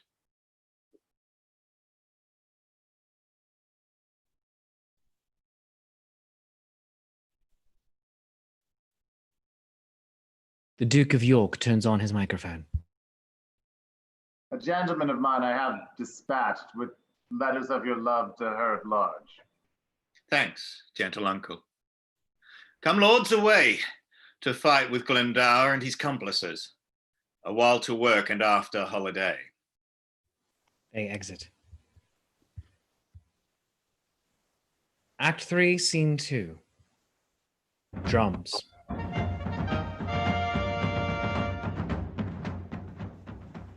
After the flourishing colours, enter the king, armour, Carlisle, and soldiers. Bachlachly Castle, could they call thee this at hand? Yea, my lord. How brooks your grace the air after your late tossing on the breaking seas? Needs must I like it well. I weep for joy to stand upon my kingdom once again. Dear earth, I do salute thee with my hat. The rebels wound thee with their horses' hoofs. As a long-parted mother with her child plays fondly with her tears and smiles in meeting, so, weeping, smiling, greet I thee, my earth, and do thee favours with my royal hands. Feed not thy sovereign's foe, my gentle earth, nor with thy sweets comfort his ravenous sense, but let thy spiders that suck up thy venom and heavy-gated toads lie in their way, doing annoyance to the treacherous feet which with usurping steps do trample thee. Yield stinging nettles to mine enemies, and when they from thy bosom pluck a flower, guard it, I pray thee, with a lurking adder, whose double tongue may with a mortal touch throw death upon thy sovereign's enemies. Mock not my senseless conjuration, lords. This earth shall have a feeling, and these stones prove armed soldiers, ere her native king shall falter under foul rebellion's arms. Fear not, my lord. That power that made you a king hath power to keep you king in spite of all. That means that heavens must yield, be embraced, and not neglected. Else heaven would, and we will not. Heaven's offer we refuse. The prophet means of succor and redress. He means, my lord, that we are too remiss, while Bolingbroke, through our security, grows strong and great in substance and in power. Discomfortable cousin, knowst thou not that when the searching eye of heaven is hid behind the globe that lights the lower world, then thieves and robbers range abroad unseen, in murders and in outrage boldly here. But when from under this terrestrial ball he fires the proud tops of the eastern pines, and darts his light through every guilty hole, those murders, treasons, and detested sins, the cloak of night being plucked from off their back, stand bare and naked, trembling at themselves. So when this thief, this traitor Bolingbroke, who all this while hath revelled in the night whilst we were wandering with the Antipodes, shall see us rising in our throne, the East, his treasons will sit blushing in his face, not able to endure the sight of day, but self-affrighted tremble at his sin. Not all the water in the rough, rude sea can wash the balm from an anointed king. The breath of worldly men cannot depose the deputy elected by the Lord. For every man that Bolingbroke hath pressed to lift shrewd steel against our golden crown, God for his Richard hath in heavenly pay a glorious angel. Then, if angels fight, weak men must fall, for heaven still guards the night. Enter Salisbury. Welcome, my lord. How far off lies your path? Not near nor farther off, my gracious lord, than this weak arm. Discomfort guides my tongue and bids me speak of nothing but despair. One day too late, I fear me, noble lord, hath clouded all thy happy days on earth. Oh, call back yesterday, bid time return, and thou shalt have 12,000 fighting men. Today, unhappy day, too late, overthrows thy joys, friends, fortune, and thy state. For all the Welshmen, hearing thou wert dead, are gone to Bolingbroke, dispersed and fled. Comfort, my liege. Why looks your grace so pale? But now the blood of 20,000 men did triumph in my face, and they are fled. And till so much blood thither come again, have I not reason to look pale and dead? All souls that will be safe fly from my sight, for time hath set a blot upon my pride. Comfort, my liege. Remember who you are. I had forgot myself. Am I not king? Awake, thou coward majesty, thou sleepest. Is not the king's name 20,000 names? Arm, my name. A puny subject strikes at thy great glory. Look not to the ground, you favorites of a king. Are we not high? High be our thoughts. I know my uncle York hath power enough to serve our turn. But who comes here? Enter Scroop. More health and happiness betide my liege than can my care-tuned tongue deliver him. Mine ear is open and my heart prepared. The worst is worldly loss thou canst unfold. Say, is my kingdom lost? Why, 'twas my care. And what loss is it to be rid of care? Strives Bolingbroke to be as great as we? Greater he shall not be. If he serve God, we'll serve him too and be his fellow so. Revolt our subjects? That we cannot mend. They break their faith to God as well as us. Cry woe, destruction, ruin, and decay. The worst is death, and death will have his day. Glad am I that your highness is so armed to bear the tidings of calamity. Like an unseasonable stormy day, which makes the silver rivers drown their shores as if the world were all dissolved to tears, so high above his limits swells the rage of Bolingbroke, covering your fearful land with hard bright steel and hearts hardened steel. White beards have armed their thin and hairless scalps against thy majesty. Boys with women's voices strive to speak big and clap their female joints in stiff, unwieldy arms against thy crown. Thy very beadsmen learn to bend their bows of double fatal yew against thy state. Yea, distaff women manage rusty bills against thy seat. Both young and old rebel, and all goes worse than I have power to tell. Too well thou tell'st a tale so ill. Where is the Earl of Wiltshire? Where is Bagot? What is become of Bushy? Where is Green? That they have let the dangerous enemy measure our confines with such peaceful steps. If we prevail, their heads shall pay for it. I warrant they have made peace with Bolingbroke. Peace have they made with him indeed, my lord. Oh, villains, vipers, damned without redemption.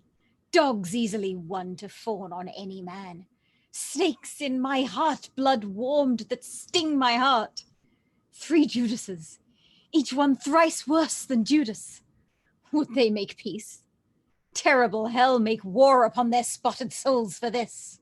Sweet love, I see, changing his property, turns to the sourest and most deadly hate. Again, uncurse their souls. Their peace is made with heads and not with hands. Those whom you curse have felt the worst of death's destroying wound and lie full low, graved in the hollow ground. Is Bushy, Green, and the Earl of Wiltshire dead? Aye, all of them at Bristow lost their heads. Where is the Duke, my father, with his power? No matter where. Of comfort no man speak. Let's talk of graves, of worms, of epitaphs. Make dust our paper, and with rainy eyes write sorrow on the bosom of the earth. Let's choose executors and talk of wills. And yet not so. For what can we bequeath save our deposed bodies to the ground? Our lands, our lives, and all our Bolingbroke's, and nothing we can call our own but death and that small model of the barren earth which serves as paste and cover to our bones. For God's sake, let us sit upon the ground and tell sad stories of the death of kings, how some have been deposed, some slain in war, some poisoned by their wives, some sleeping killed, all murdered.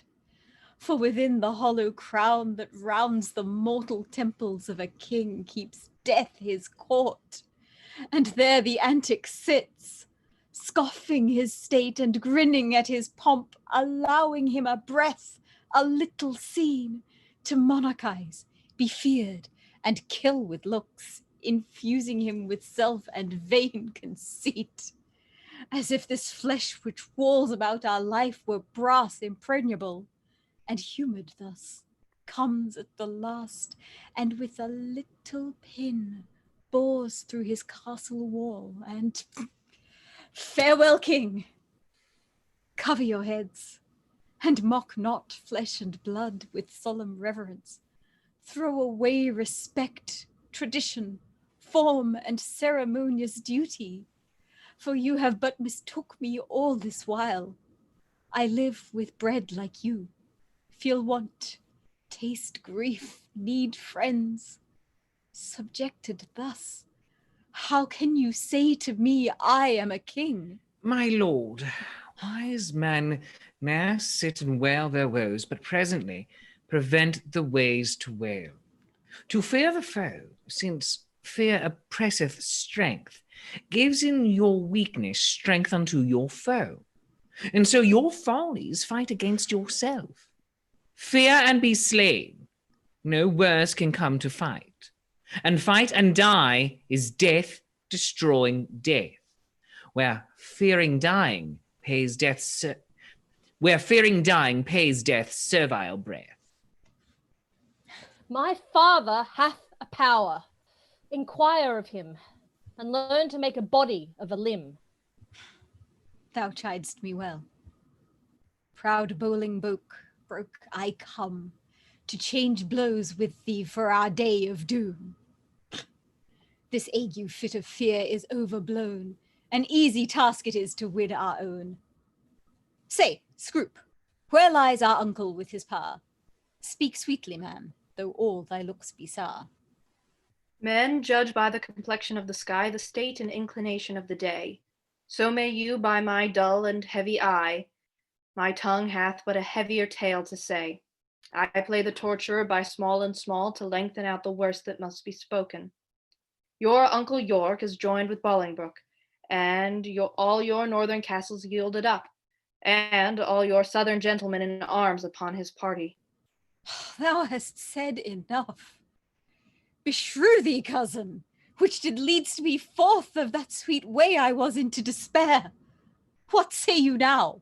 What comfort have we now? By heaven, I'll hate him everlastingly that bids me be of comfort any more. Go to Flint Castle, there I'll pine away. A king, woe's slave, shall kingly woe obey. That power I have, discharge and let them go to ear the land that hath some hope to grow, for I have none. Let no man speak again to alter this, for counsel is but vain. My liege, one word. He does me double wrong, that wounds me with the flatteries of his tongue.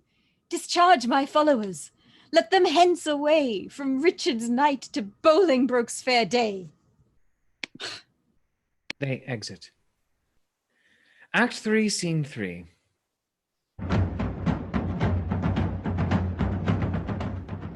Entering with the drum and colours, Bolingbroke, York, Northumberland, with soldiers and attendants. So that by this intelligence we learn, the Welshmen are dispersed, and Salisbury is gone to meet the king who lately landed with some few private friends upon this coast. The news is very fair and good, my lord. Richard, not far from hence, hath hid his head. It would beseem the Lord Northumberland to say, King Richard, Alack the heavy day when such a sacred king should hide his head. Your Grace mistakes. Only to be brief left I his title out. The time has been, would you have been so brief with him? He would have been so brief to shorten you. For taking so the head, your whole head's length. Mistake not, uncle, further than you should. Take not, good cousin, further than you should, lest you mistake. The heavens are over our heads. I know it, uncle, and oppose not myself against their will. But who comes here? Enter Harry Percy. Welcome, Harry. What, will this castle not yield? The castle royally is manned, my lord, against thy entrance. Royally? Why, it contains no king? Yes, my good lord, it doth contain a king. King Richard lies within limits of yon Lyman stone, and with him are the Lord O'Merle, Lord Salisbury, Sir Stephen Scroop, besides a clergyman of holy reverence, who I cannot learn. Oh, belike it is the Bishop of Carlisle. Noble lord, go to the rude ribs of that ancient castle, through brazen trumpets send the breath of parley into its ruined ears, and thus deliver. Henry Bolingbroke, on both his knees does kiss King Richard's hand, and sends allegiance and true faith of heart to his most royal person. Hither come, even at his feet to lay my arms and power, provided that my banishment repealed, my lands restored again be freely granted. If not, I'll use the advantage of my power and lay the summer's dust with showers of blood, rained from the wounds of slaughtered Englishmen, the which, how far off from the mind of Bolingbroke it is, such crimson tempest should bedrench the fresh green lap of fair King Richard's land, my stooping duty tenderly shall show. Go signify as much, while we here march upon the grassy carpet of this plain.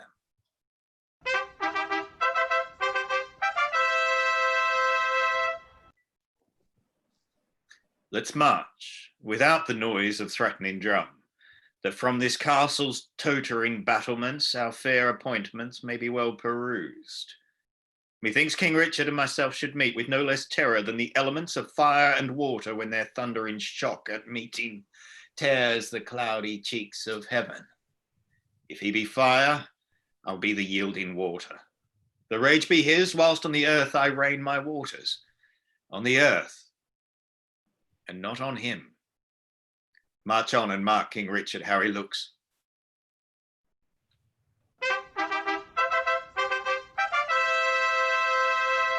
Richard appears on the wall with Ormond.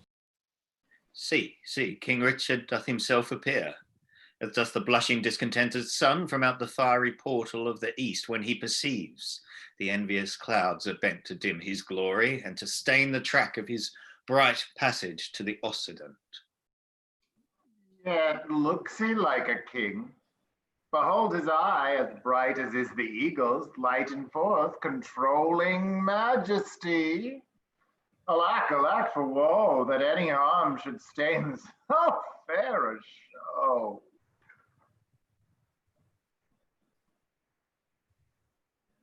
We are amazed, and thus long have we stood, to watch the fearful bending of thy knee, because we thought ourself thy lawful king. And if we be, how dare thy joints forget to pay their awful duty to our presence? If we be not, show us the hand of God that hath dismissed us from our stewardship. For well we know no hand of blood and bone can gripe the sacred handle of our scepter, unless he do profane, steal, or usurp. And though you think that all as you have done have torn their souls by turning them from us, and we are barren and bereft of friends, yet know, my master, God omnipotent, is mustering in his clouds on our behalf armies of pestilence, and they shall strike your children yet unborn and unbegot, that lift your vassal hands against my head and threat the glory of my precious crown. Tell Bolingbroke, for yon methinks he stands, that every stride he makes upon my land is dangerous treason. He is come to open the purple testament of bleeding war.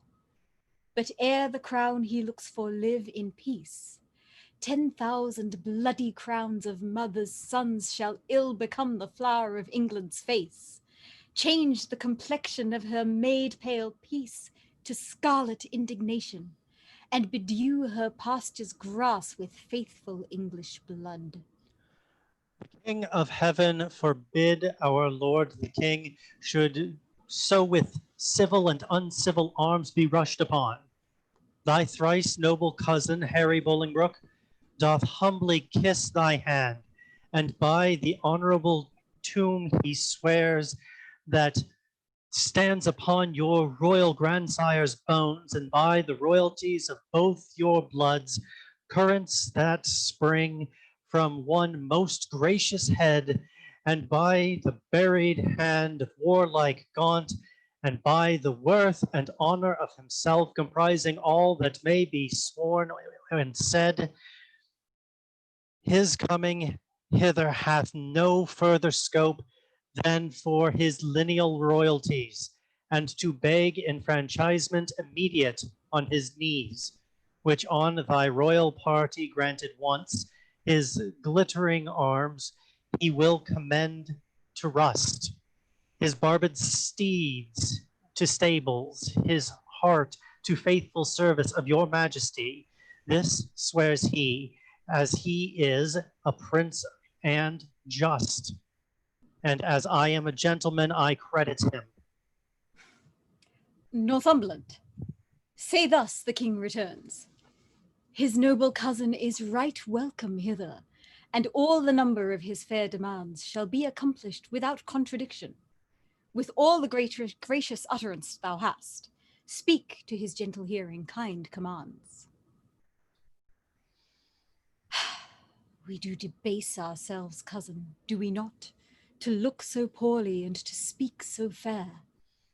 Shall we call back Northumberland and send defiance to the traitor, and so die? No, good my lord. Let's fight with gentle words, till time lend friends, and friends their helpful swords. God, oh God, that ere this tongue of mine that laid the sentence of dread banishment on yon proud man should take it off again with words of sooth. Oh, that I were as great as is my grief, or lesser than my name, or that I could forget what I have been, or not remember what I must be now. Swell'st thou, proud heart? I'll give thee scope to beat, since foes have scope to beat both thee and me. Northumberland comes back from Bolingbroke. What must the king do now? Must he submit? The king shall do it. Must he be deposed? The king shall be contented. Must he lose the name of king? In God's name, let it go. I'll give my jewels for a set of beads, my glorious palace for a hermitage, my gay apparel for an almsman's gown, my figured goblets for a dish of wood, my scepter for a palmer's walking staff, my subjects for a pair of carved sapes, my little kingdom for a little grave, a little grave, an obscure grave, or I'll be buried in the king's highway, some way of common trade where subjects' feet may hourly trample on their sovereign's head. For on my heart they tread now whilst I live, and buried once, why not upon my head?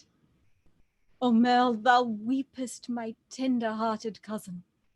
We'll make foul weather with despised tears.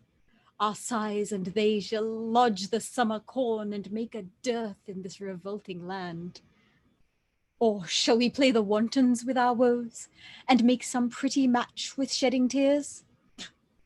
And thus, to drop them still upon one place, till they have fretted us a pair of graves within the earth, and therein laid. There lies two kinsmen digged their graves with weeping eyes. Would not this ill do well? Well, I see, I talk but idly, and you laugh at me. Most mighty prince, my lord Northumberland, what says King Bolingbroke? Will his majesty give Richard leave to live till Richard die? You make a leg, and Bolingbroke says aye.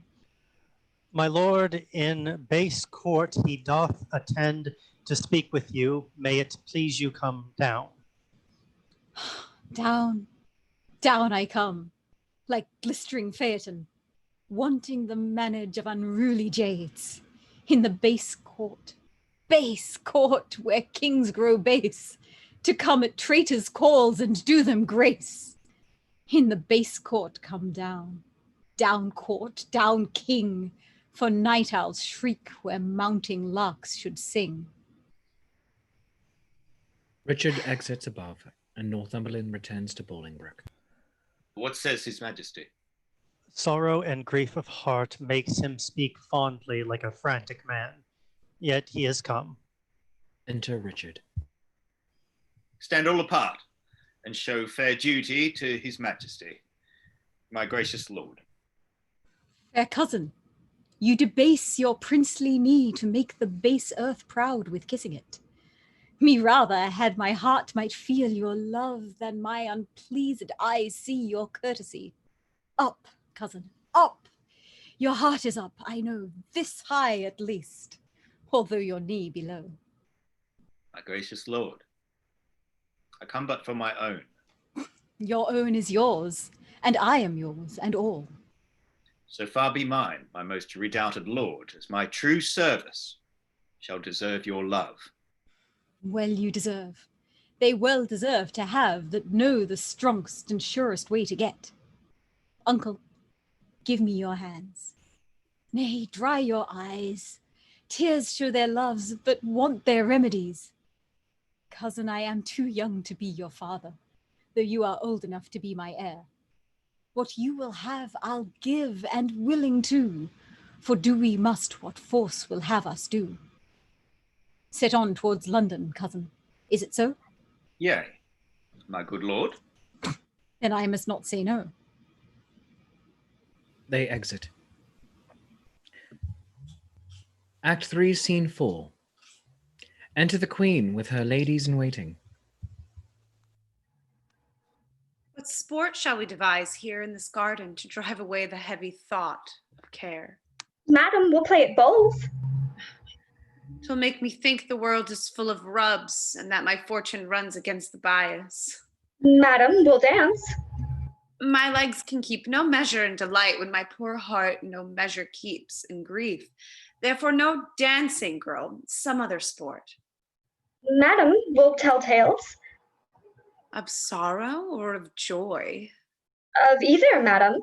Of neither, girl, for if of joy being altogether wanting, it doth remember me the more of sorrow, or if of grief being altogether had, it adds more sorrow to my want of joy.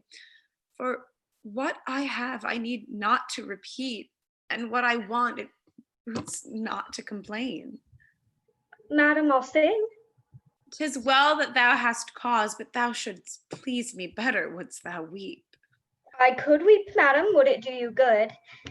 And I could sing, would weep me do me good, and never borrow any tear of thee. Enter a gardener and 2 serving men. But stay here, come the gardeners. Let's step into the shadow of these trees, my wretchedness unto a row of pins. They will talk of state, for everyone doth so against a change. Woe is for run with woe. Go bind up that young dappling apricots, which, like unruly children, make their sire stoop with oppression of their prodigal way. Give some supportance to the bending of twigs. Go thou and, like an executioner, cut off the heads of 2 fast-growing sprays that look too lofty in our commonwealth. Oh, all must be even in our government. You thus employed, I will go root away the noisome weeds which, without profit, suck the soil's fertility from wholesome flowers.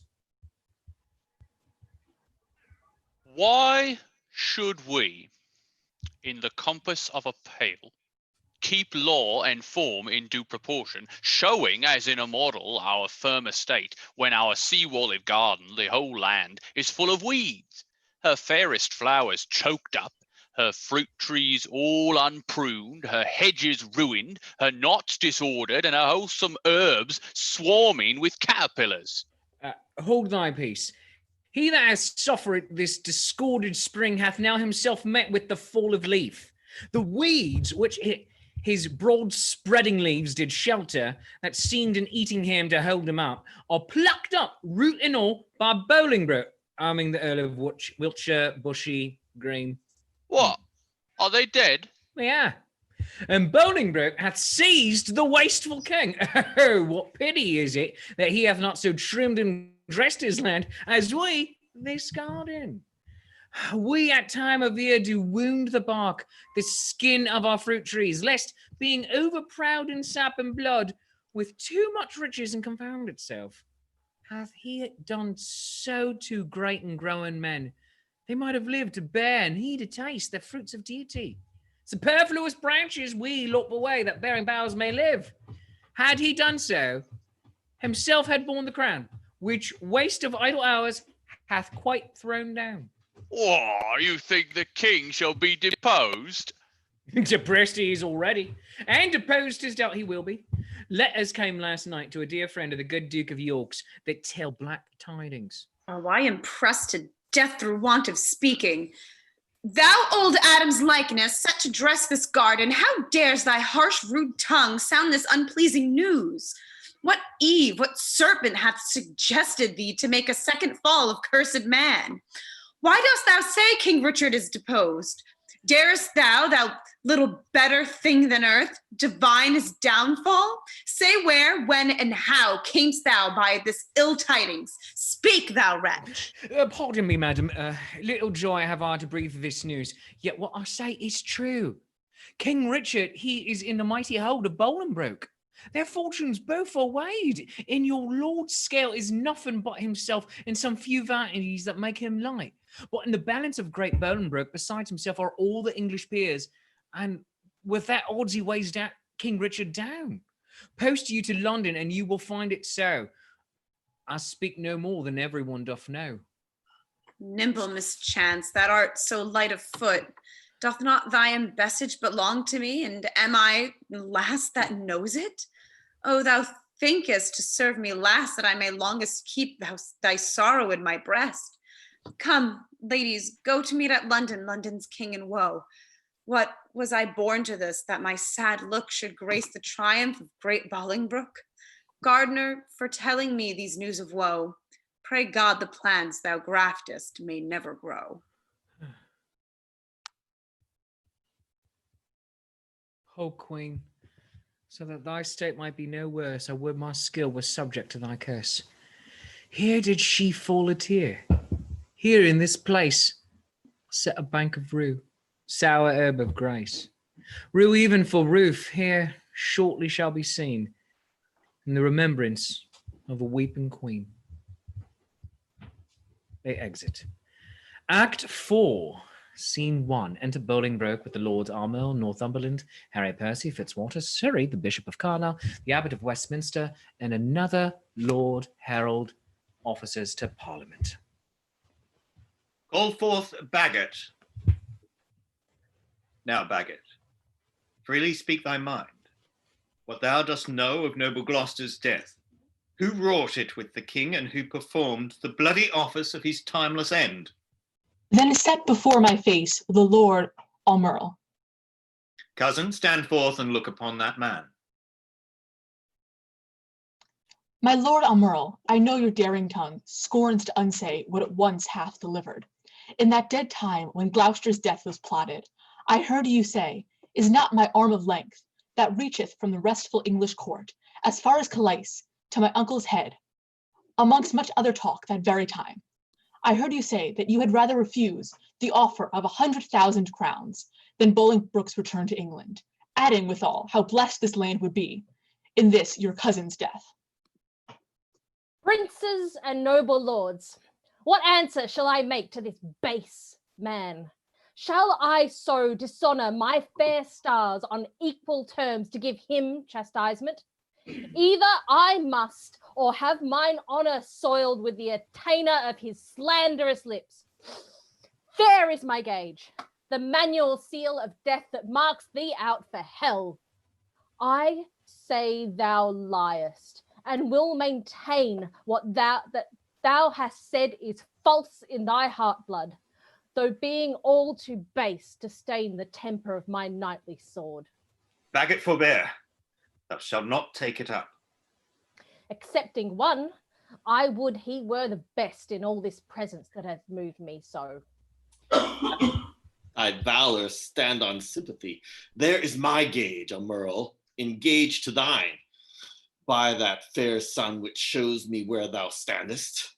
I hear thee say, and vauntingly thou speakest, that thou wert cause of noble Gloucester's death. If thou denies it 20 times, thou liest. And if I will turn thy falsehood to thy heart, where it was forged with my rapier's point. Thou darest, coward, live to see that day.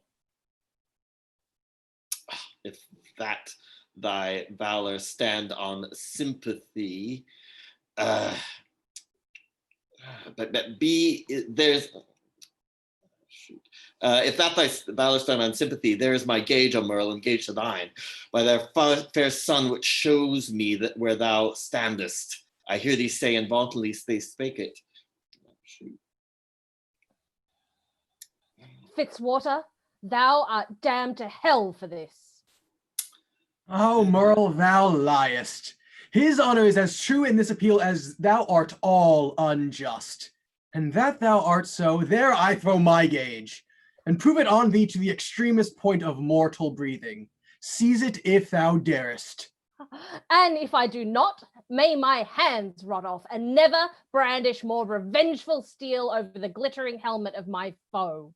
I task the earth to the like, forsworn O Merle, and spur thee on with full as many lies as may be hollowed in thy treacherous ear, from sun to sun. There is my honor's pawn. Enlarge it to the trial if thou darest. Who else? Who sets me else? By heaven, I'll throw it all.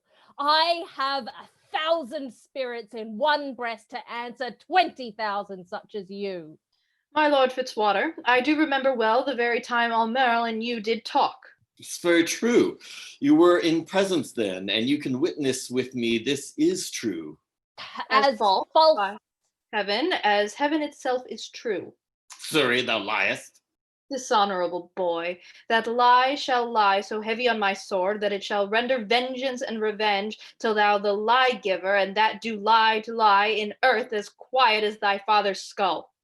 In proof whereof there is my honor's pawn. Engage it to the trial if thou darest.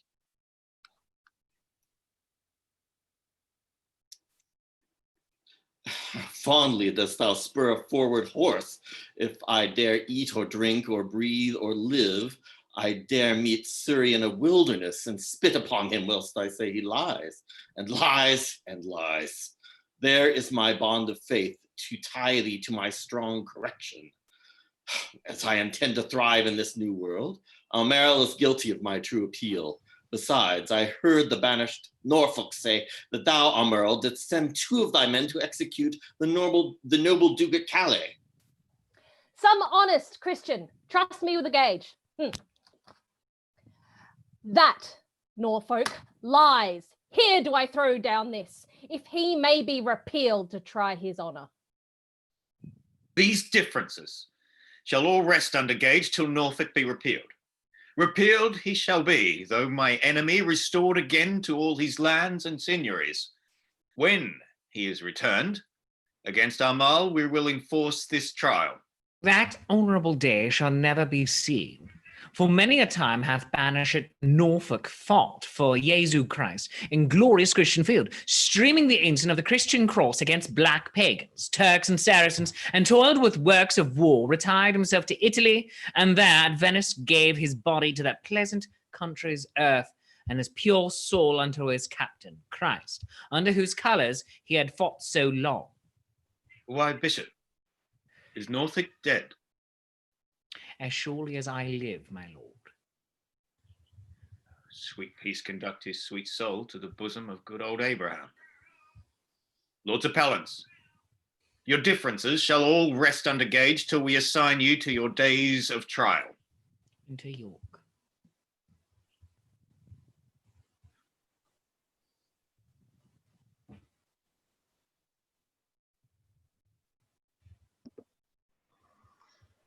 Oh, great Duke of Lancaster, I come to thee from plume-plucked Richard, who with willing soul adopts thee heir, and his high scepter yields to the possession of thy royal hand.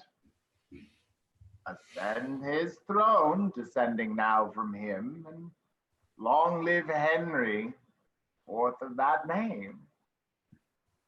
In God's name, I'll ascend the regal throne. Marry, God forbid. Worse in this royal presence may I speak, yet best beseeming me to speak the truth. Would God that any in this noble presence were enough noble to be upright judge of noble Richard. Then true nobleness would learn him forbearance from so foul a wrong. What subject can give sentence on his king? And who sits here that is not Richard's subject? Thieves are not judged, but they are by to hear, although apparent guilt be seen in them. And shall the figure of God's majesty, his captain, steward, deputy-elect, anointed, crowned, planted many years, be judged by subject and inferior breath, and he himself not present? Oh, forfend it, God, that in a Christian climate souls refined should show so heinous, black, obscene a deed. I speak to subjects, and a subject speaks, stirred up by God thus boldly for his king. My lord of Hereford here, whom you call king, is a foul traitor to proud Hereford's king. And if you crown him, let me prophesy the blood of English shall manure the ground, and future ages groan for this foul act. Peace shall go to sleep with infidels, and in this seat of peace tumultuous wars shall kin with kin and kind with kind confound. Disorder, horror, fear, and mutiny shall here inhabit. In this land be called the field of Golgotha and dead men's skulls. Oh, if you raise this house against this house, it will the woefulest division prove that ever fell upon this cursed earth. Prevent it, resist it, let it not be so, lest child's children cry against you woe.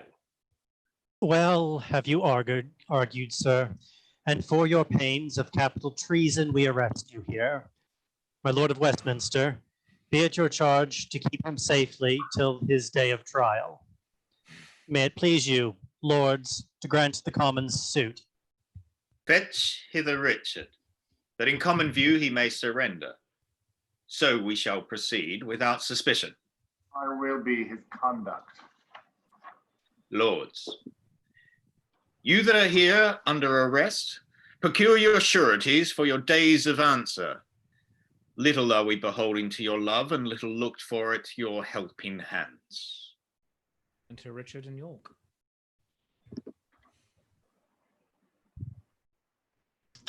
Alack, why am I sent for to a king before I have shook off the regal thoughts wherewith I reigned?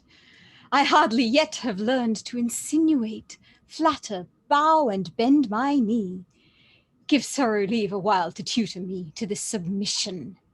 Yet I well remember the favours of these men. Were they not mine? Did they not sometime cry, all hail to me? So Judas did to Christ, but he in 12 found truth in all but one. I in 12,000 none. God save the king. Will no man say amen? Am I both priest and clerk?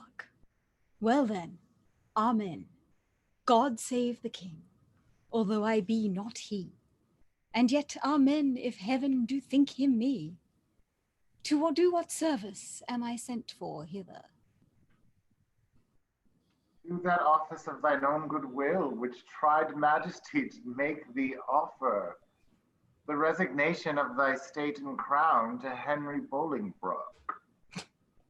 Give me the crown. Here, cousin, seize the crown. Here, cousin, on this side my hand, on that side thine. Now is this golden crown like a deep well that owes 2 buckets, filling one another, the emptier ever dancing in the air, the other down, unseen and full of water. That bucket down and full of tears am I, drinking my griefs, whilst you mount up on high. I thought you had been willing to resign. My crown I am, but still my griefs are mine. You may my glories and my state depose, but not my griefs. Still am I king of those. Out of your cares, you give me with your crown. Your cares set up do not pluck my cares down. My care is loss of care, by old care done. Your care is gain of care, by new care won. The cares I give I have, though given away. They tend the crown, yet still with me they stay. Are you contented to resign the crown? I know, no I, for I must nothing be. Therefore, no, for I resign to thee. Now, mark me how I will undo myself. I give this heavy weight from off my head, and this unwieldy scepter from my hand, the pride of kingly sway from out my heart. With mine own tears I wash away my balm, with my own hands I give away my crown, with mine own tongue deny my sacred state, with mine own breath release all duteous oaths. All pomp and majesty I do forswear, my manners, rents, revenues I forego, my acts, degrees, and statutes I deny. God pardon all oaths that are broke to me. God keep all vows unbroke are made to thee. Make me, that nothing have, with nothing grieved, and thou with all pleased that hath all achieved. Long mayst thou live in Richard's seat to sit, and soon lie Richard in an earthly pit. God save King Henry, unkinged Richard says, and send him many years of sunshine days. What more remains? No more, but that you read these accusations and these grievous crimes committed by your person and your followers against the state and profit of this land, that by confessing them, the souls of men may deem that you are worthily deposed. Must I do so? And must I ravel out my weaved up follies?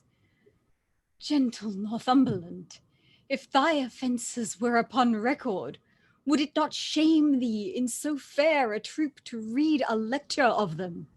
If thou wouldst, there shouldst thou find one heinous article containing the deposing of a king, and cracking the strong warrant of an oath, marked with a blot, damned in the book of heaven.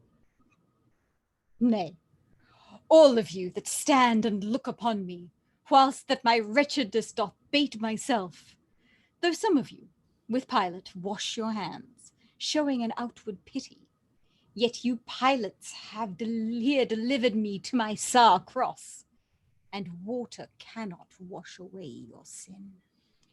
My lord, dispatch. Read o'er these articles.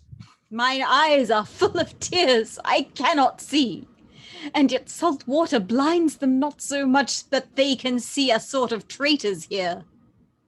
Nay, if I turn mine eyes upon myself, I find myself a traitor with the rest, for I have given here my soul's consent t'undeck the pompous body of a king, made glory base, sovereignty a slave, proud majesty a subject, state a peasant. My lord.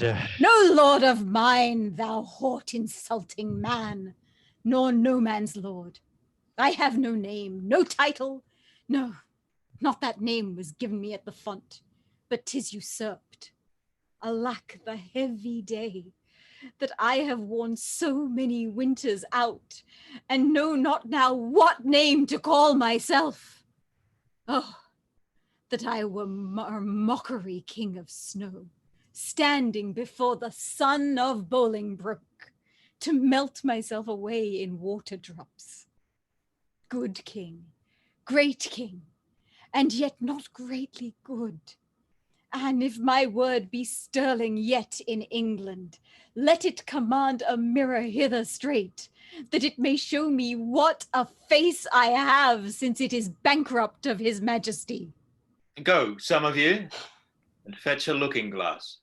An attendant exits. Read o'er this paper while the glass doth come. Fiend, thou torment'st me ere I am come to hell. Urge it no more, my lord Northumberland. The Commons will not then be satisfied. They shall be satisfied.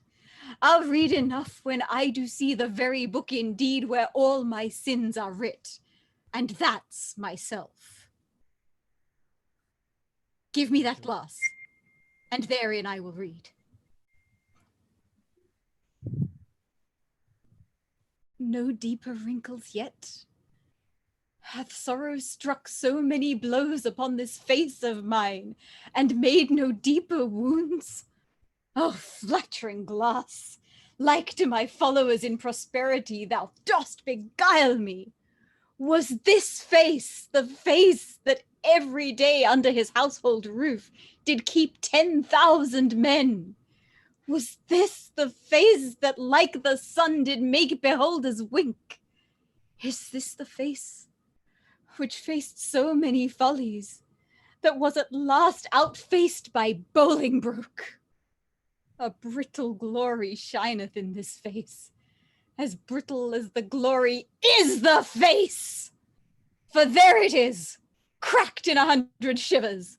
Mark, silent king, the moral of this sport. How soon my sorrow hath destroyed my face.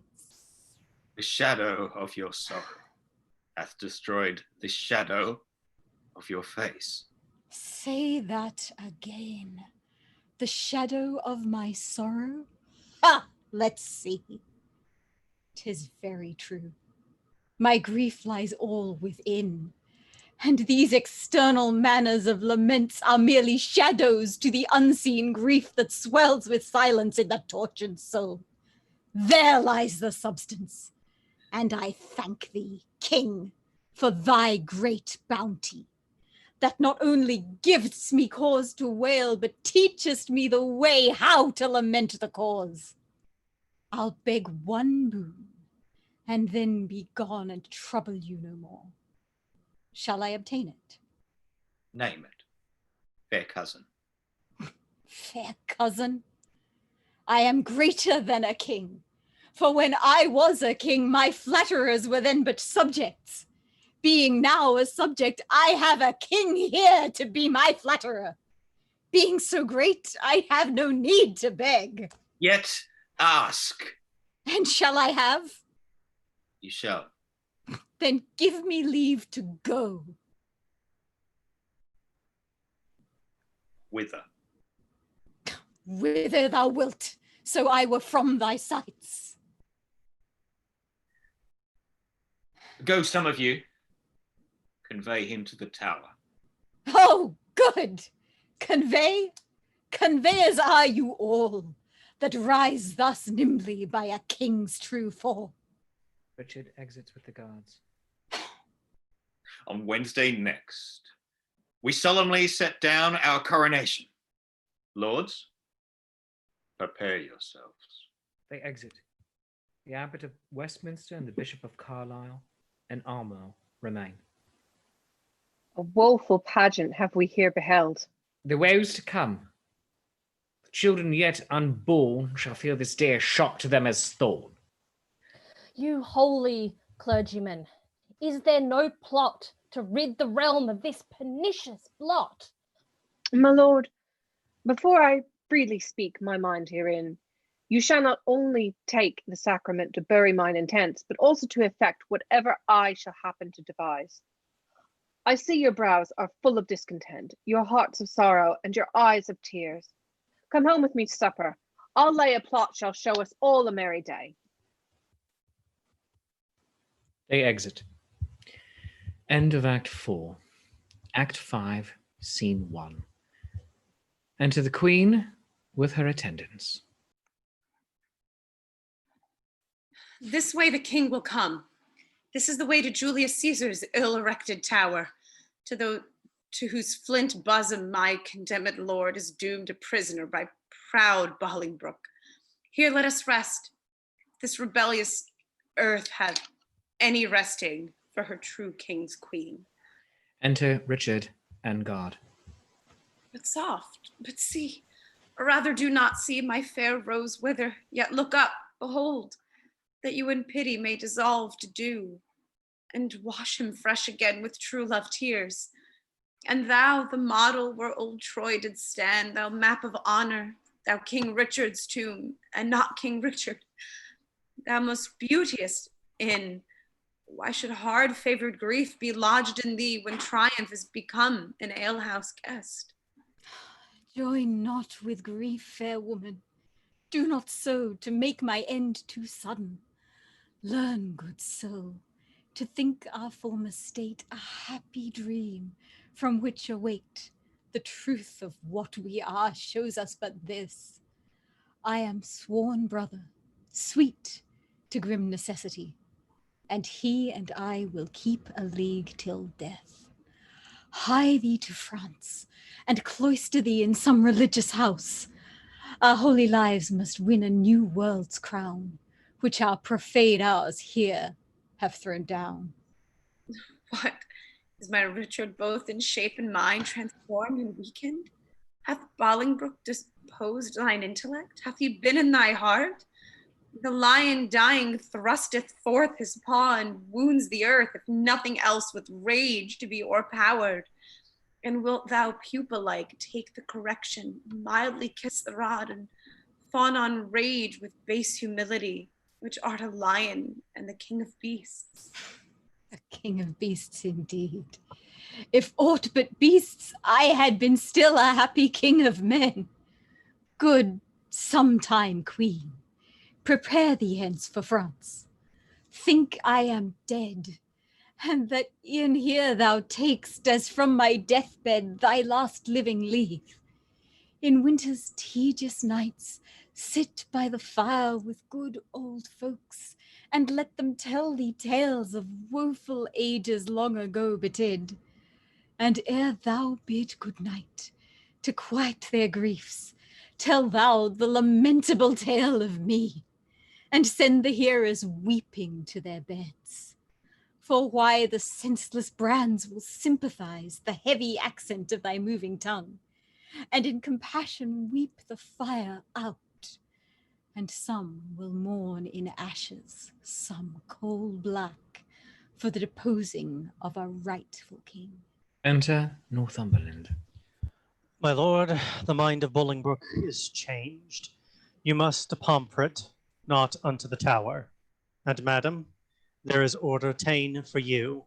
With all swift speed you must away to France. Northumberland, thou ladder wherewithal the mounting Bolingbroke ascends my throne.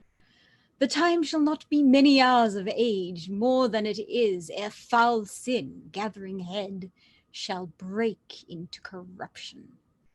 Thou shalt think, though he divide the realm and give thee half, it is too little, helping him to all. He shall think that thou, which knowest the way to plant unrightful kings, wilt know again, being ne'er so little urged another way to pluck him headlong from the usurped throne. The love of wicked men converts to fear, that fear to hate, and hate turns one or both to worthy danger and deserved death. My guilt be on my head, and there an end. Take leave and part, for you must part forthwith. Doubly divorced. Bad men, you violate a twofold marriage, twixt my crown and me, and then betwixt me and my married wife. Let me unkiss the oath twixt thee and me, and yet not so, for with a kiss 'twas made. Part us, Northumberland, I towards the north, where shivering cold and sickness pines the clime, my wife to France, from whence set forth in pomp she came adorned hither like sweet May, sent back like Hallowmas, or shortst of day.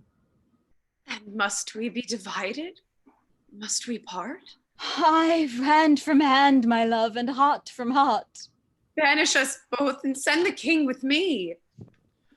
That were some love, but little policy. And whither he goes, thither let me go. So two together weeping make one woe. Weep thou for me in France, I for thee here. Better far off than near, be near the near. Go, count thy way with sighs, I mine with groans. So longest way shall have the longest moans. Twice for one step I'll groan, the way being short, and piece the way out with a heavy heart. Come, come, in wooing sorrow let's be brief, since, wedding it, there is such length in grief. One kiss shall stop our mouths, and dumbly part. Thus give I mine, and thus take I thy heart.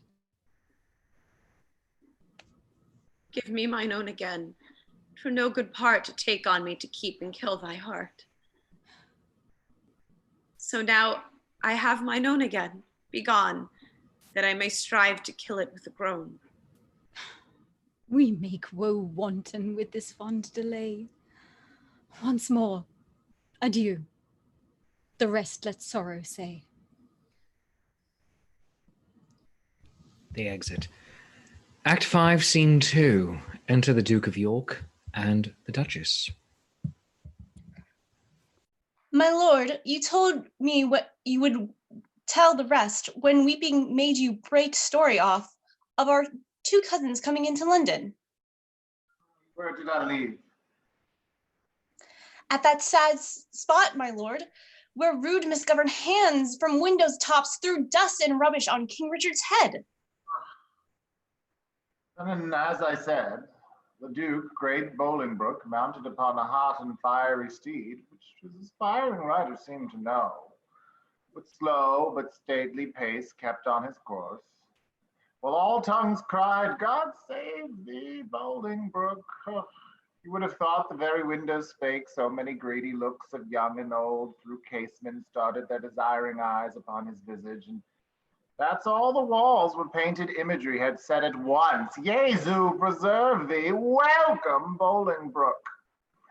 Whilst he, from the one side to the other turning, bareheaded, lower than his proud steed's neck, bespake them thus, I thank you, countrymen, and thus still doing, thus he passed along.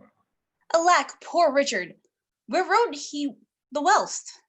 Oh, as in a theater, the eyes of men after a well-graced actor leaves the stage, idly bent on him that enters next, thinking his prattle to be tedious. Even so, and with much more contempt, men's eyes did scowl upon gentle Richard. No man cried, God save him. No joyful tongue gave him welcome home, but dust was thrown upon his sacred head. With such gentle sorrow he shook off, his face still combating with tears and smiles, the badges of his grief and patience. But had not God, for some strong purpose, steeled the hearts of men, they must perforce have melted, and barbarism itself have pitied him. But heaven hath a hand in these events, to whose high will be bound our calm contents. To Bolingbroke, as we are sworn subjects now, whose state of honor I for I allow. Enter Armel. Here comes my son Amural. Armel that was, but that is lost for being Richard's friend. Ah, madam, you must call him Rutland now. I am in Parliament pledged for his truth and lasting fealty to this new-made king. Welcome, my son. Who are the violets now that strew that green lap of new come spring? Madam, I know not, nor I greatly care not. God knows I had as lief be none as one. Well, fare you well in this new spring of time, lest you be cropped before you come to prime. What news from Oxford? Do these jousts and triumphs hold? For aught I know, my lord, they do. You will be there, I know. If God prevent not, I purpose so. What seal is it that hangs without thy bosom? Yet look'st thou pale. Let me see the writing. My lord, 'tis nothing. No matter, then, who see it? I will be satisfied. Let me see the writing. I do beseech your grace to pardon me. It is a matter of small consequence, which for some reasons I would not have seen. which for some reason, sir, I mean to see. I fear. What should you fear? 'Tis nothing but some bond that he has entered into, for gay apparel against thy triumphant day. Bound to himself? What doth he with a bond that he is bound to? Wife, how art a fool? Boy, let me see the writing. I do beseech you, pardon me. I may not show it. I will be satisfied. Let me see it, I say. Treason. Foul treason, villain, traitor, slave. What is the matter, my lord? Oh, who is within there? Saddle my horse. God, for his mercy, what treachery is here? Why, what is it, my lord? Give me my boots, I say. Saddle my horse. Now, by mine honor, by my life, behind my truth, I will impeach the villain. What is the matter? Peace, foolish woman. I will not peace. What is the matter, Amiral? Good mother, be content. It is no more than my poor life must answer. Thy life answer? Bring me my boots, I will unto the king. His man enters with his boots. Strike him, Amiral. Poor boy, thou art amazed. Hence, villain, never more come in my sight. Give me my boots, I say. Why, York, wilt thou do? Wilt thou not hide in the trespass of thine own? Have we more sons? Or are we like to have? Is it not my teeming date drunk with time? And wilt thou pluck my fair son from mine age, and rob me of a happy mother's name? Is he not like thee? Is he not thine own? Thou fond, mad woman, wilt thou conceal this dark conspiracy? Oh, a dozen of them have taken the sacrament and interchangeably set down their hands to kill the king at Oxford. He shall be none. He'll keep him here. Then what is that to him? Away, fond woman! Were he 20 times my son, I would impeach him. Hadst thou groaned for him as I have done, thou wouldst be more pitiful. But now I know thy mind. Thou dost suspect that I have been disloyal to thy bed, and that he is a bastard, not thy son. Sweet York, sweet husband, be not that of mind. He is like thee as man may be, not like to me or any of my kin, and yet I love him. Make way, unruly woman.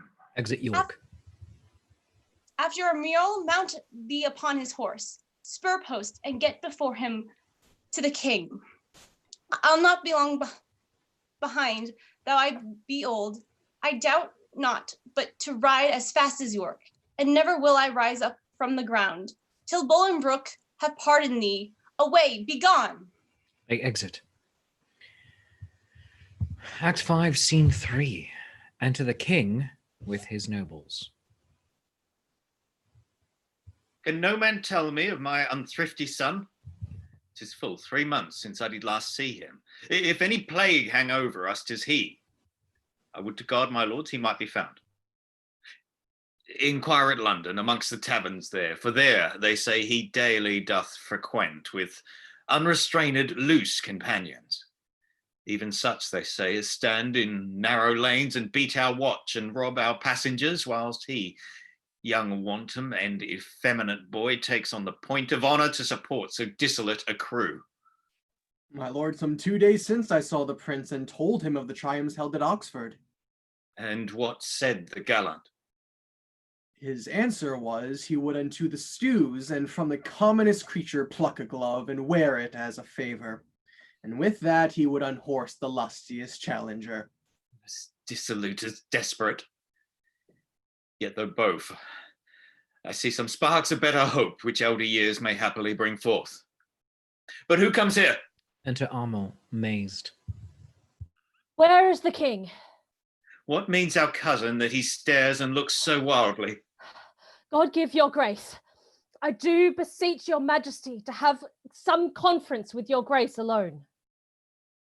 Withdraw yourselves and leave us here alone. The nobles exit. What is the matter with our cousin now? Forever may my knees grow to the earth, my tongue cleave to my roof within my mouth, unless a pardon ere I rise or speak.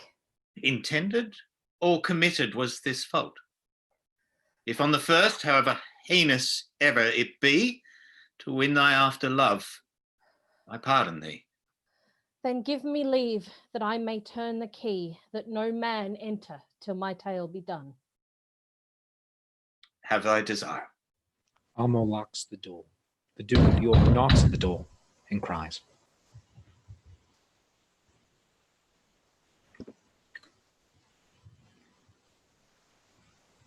Open the door, secure foolhardy king. Shall I, love, speak treason to thy face? Open the door, I will break it open. Villain, I will make thee safe. Stay thy revengeful hand. Thou hast no cause to fear. Open this door, secure foolhardy king. Open the door, I will break it open. What is the matter, uncle? Speak. Recover breath. Tell us how near is danger that we may arm us to encounter it. Who's this writing here? That thou shalt know the treason for thy haste forbids me so. Remember, as thou readst, thy promise past. I do repent me. Read not my name there. My heart is not confederate with my hand. It was villain ere thy hand did set it down. I tore it from a traitor's bosom, king. Fear, and not love, begets his penitence. Forget to pity him, lest the pity prove a serpent that will sting thee to the heart. Highness, strong and bold conspiracy. O father, loyal father of a treacherous son, thou sheer, immaculate and silver fountain from whence this stream through muddy passages have held his current and defiled himself. Thy overflow of good converts to bad, and thy abundant goodness shall excuse this deadly blot in thy digressing son. So shall my virtue be his vice's bawd, and he shall spend mine honor with his shame. As thriftless sons their scraping father's gold, mine honor lives, for his dishonor dies. Or my shamed life in his dishonor lies. Thou killest me in life, giving him breath. The traitor lives, a true man put to death. What ho, my liege! For God's sake, let me in. What shrill voiced supplicant makes this eager cry? A woman and thy aunt, great king. 'Tis I. Speak with me, pity me, open the door. A beggar begs that never begged before. I've seen he's altered from a serious thing and now changed to the beggar and the king. My dangerous cousin, let your mother in. I know she is to come to pray for your foul sin. Armand opens the door. The Duchess of York enters and kneels. If thou do pardon whosoever pray, more sins for this forgiveness prosper may. This festered joint cut off, the rest sound. This let alone will be all the rest confound. O king, believe not this hard-hearted man. Love, loving not itself, none other can. Frantic woman, what dost thou make here? Shall thy old dugs once more a traitor rear? Sweet York, be patient. Hear me, my gentle liege. Rise up, good aunt. Not yet, I thee beseech. Forever I will walk upon thy knees and never see day that happy sees, till thou give joy and thou bid me joy. By pardoning Rutland, my transgressing boy. Upon my mother's prayers, I bend my knee. Against them both my true joints bended be. Ill mayst thou thrive if thou grant any grace. Pleads he in earnest? Look upon his face. His eyes do drop no tears. His prayers are in jest. His words come from his mouth. ours from our breasts. He prays but faintly and would be denied. We pray with heart and soul all beside. We weary joints would gladly rise, I know. Our knees still kneel till the ground they grow. His prayers are full of false hypocrisy. Ours are true zeal and deep integrity. Our prayers don't outpray his, then let them have the mercy true prayer ought to have. Good aunt, stand up. Nay, do not stand up. Say pardon, first afterwards stand up. And if I thy nurse, thy tongue to teach, pardon should be the first word of thy speech. I never longed to hear a word till now. Say pardon, king, let pity teach thee how. The word is short, but not as short as sweet. No would like pardon for kings' mouths so meet. Say it in French, king! Say pardonnez-moi! Dost thou teach pardon to destroy? My sour husband, my hard-hearted lord, that sets a word itself against the word. Speak pardon, and 'tis current in our land. The chopping French we do not understand. Then I begins to speak, set thy tongue there, or the pious heart plant thine ear. The hearing our plants, our prayings do pierce. Pity may move thee, pardon to rehearse. Good aunt, stand up. I do not sue to stand. Pardon is all I have in hand. I pardon him. As God shall pardon me. Oh, happy vantage, kneeling kneel. Yet I am sick for fear. Speak it again. Twice saying pardon, doth not pardon twain, makes one pardon strong. I pardon him with all my heart. A God on earth thou art. But for our trusty brother-in-law and the abbot, with all the rest of that consorted crew, destruction straight shall dog them at the heels. Good uncle, help to order several powers to Oxford or wherever these traitors are. They shall not live within this world, I swear, but I will have them, if once I know where. Uncle, farewell, and cousin, adieu. Your mother well have prayed, and proved you true. Come, my old son, I pray God make thee new. They exit. Act 5, Scene 4. Enter Sir Piers Exton and servants. Didst thou not mark the king what words he spake? Have I no friend will rid me of this living fear? Was it not so? These were his very words. Have I no friend, quoth he. He spake it twice and urged it twice together, did he not? He did.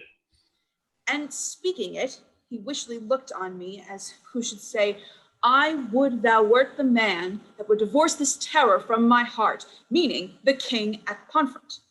Come, let's go. I am the king's friend and will rid his foe. They exit. Act 5, Scene 5. Enter Richard alone.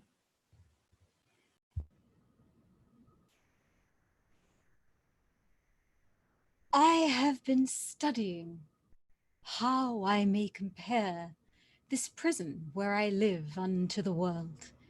And for because the world is populous and here is not a creature but myself, I cannot do it.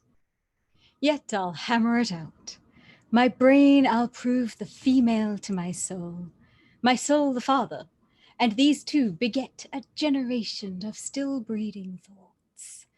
And these same thoughts people this little world, in humours like the people of this world, for no thought is contented. The better sort of thoughts of things divine are intermixed with scruples, and do set the word itself against the word, as thus, come, little ones. And then again, it is as hard to come as for a camel to thread the postern of a small needle's eye. thoughts tending to ambition. They do plot unlikely wonders, how these vain weak nails may tear a passage through the flinty ribs of this hard world, my ragged prison walls, and, for they cannot, die in their own pride. Thoughts tending to content flatter themselves that they are not the first of fortune's slaves, nor shall not be the last. Like silly beggars, who, sitting in the stocks, refuge their shame, that many have and others must sit there. And in this thought they find a kind of ease, bearing their own misfortunes on the back of such as have before endured the like. Thus play I in one person many people, and none contented. Sometimes I am king. Then treasons make me wish myself a beggar, and so I am. Then crushing penury persuades me I was better when a king. Then I am kinged again, and by think that I am unkinged by Bolingbroke, and straight am nothing. But whate'er I be, nor I nor any man that but man is, with nothing shall be pleased till he be eased with being nothing. Music do I hear? Ha, ha! Keep time! How sour sweet music is when time is broke and no proportion kept. So is it in the music of men's lives. And here I have the daintiness of ear to check time broke in a disordered string. But for the concord of my state and time, had not an ear to hear my true time broke. I wasted time, and now doth time waste me, for now hath time made me his numbering clock. My thoughts are minutes, and with sighs they jar their watches on unto mine eyes, the outward watch, whereto my finger, like a dial's point, is pointing still in cleansing them from tears. Now, sir, the sound that tells the hour that is, are clamorous groans which strike upon my heart, which is the bell. So sighs and tears and groans show minutes, times, and hours. But my time runs posting on in Bolingbroke's proud joy, while I stand fooling here, his jack of the clock. The music mads me. Let it sound no more. For though it may help madmen to their wits, it seems it will make wise men mad. Yet blessing on his heart that gives it me, for 'tis a sign of love. And love to Richard is a strange birch in this all-hating world. Enter a groom of the stable. Hail, royal prince! Thanks, noble peer. The cheapest of us is 10 groats too dear. What art thou, and how comest thou hither, where no man ever comes but that sad dog that brings me food to make misfortune live? I was a poor groom of thy stable, king, when thou wert king, who, travelling towards York, with much ado at length have gotten leave, to look upon my sometime royal master's face. Oh, how it earned my heart when I beheld in London streets that coronation day, when Bolingbroke rode on roan Barbary, that horse that so often has bestrid, that horse that I so carefully has dressed. Rode he on Barbary? Tell me, gentle friend, how went he under him? So proudly as if he disdained the ground. So proud that Bolingbroke was on his back. That jade hath eat bread from my royal hand. This hand hath made him proud with clapping him. Would he not stumble? Would he not fall down, since pride must have a fall, and break the neck of that proud man that did usurp his back? Forgiveness, horse, why do I rail on thee? Since thou, created to be awed by man, wast born to bear. I was not made a horse, and yet I bear a burden like an ass, spurred, galled, and tired by jouncing Bolingbroke. Fellow, give place. Here is no longer stay. If thou lovest me, 'tis time thou wert away. What my tongue dares not, that my heart shall stay. My lord, will't please you to fall too? Taste of it first, as thou art wont to do.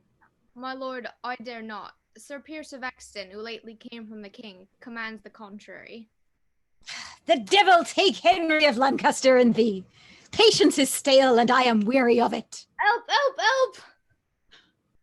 How The now? murderers, Exton and his men, rush in. How now?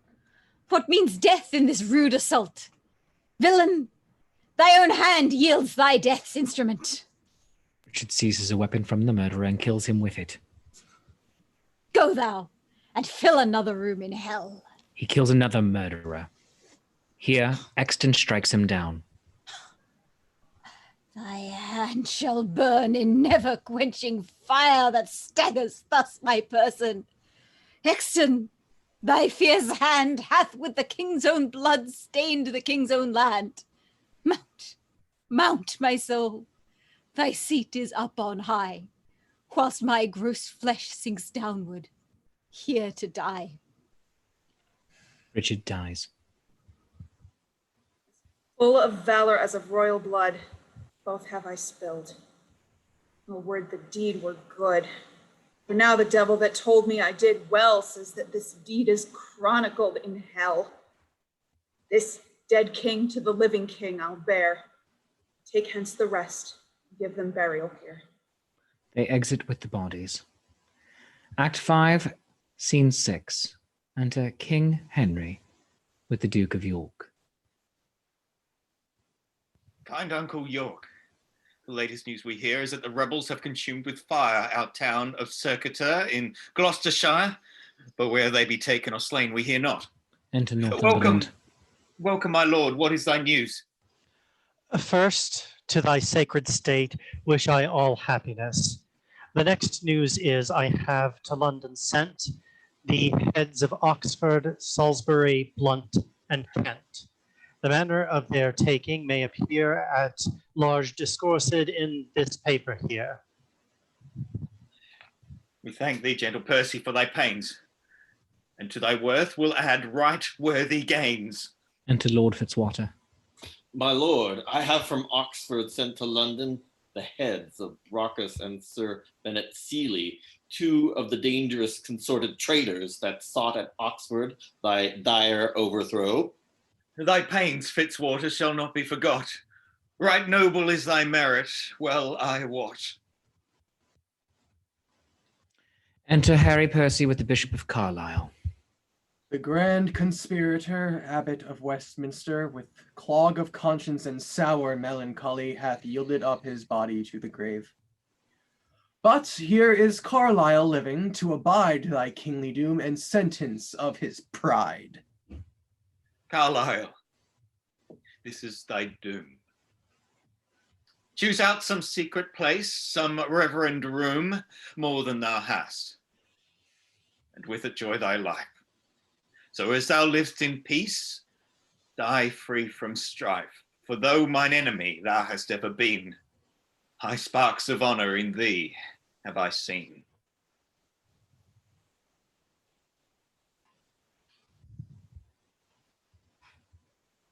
Enter Exton, the serving man with the coffin. Great king, within this coffin I present thy buried fear. Herein all breathless lies the mightiest of thy greatest enemies, Richard of Bordeaux, by me hither brought. Exton, I thank thee not, for thou hast wrought a deed of slander with thy fatal hand upon my head and all this famous land. From your own mouth, my lord, I did this deed. They love not the poison that do poison need, nor do I thee. Though I did wish him dead, I hate the murderer. Love him murdered. The guilt of conscience, take thou for thy labour, but neither my good word nor princely favour. With Cain, go wander through the shades of night, and never show thy head by day nor light. Exton exits. Lords, I protest my soul is full of woe, that blood should sprinkle me to make me grow.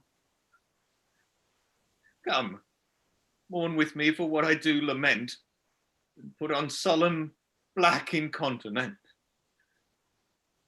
I'll make a voyage to the Holy Land to wash this blood from off my guilty hand. Serving men lift the coffin to carry it out. Much sadly after, grace my mornings here in weeping after this untimely bier. They exit all, following the coffin.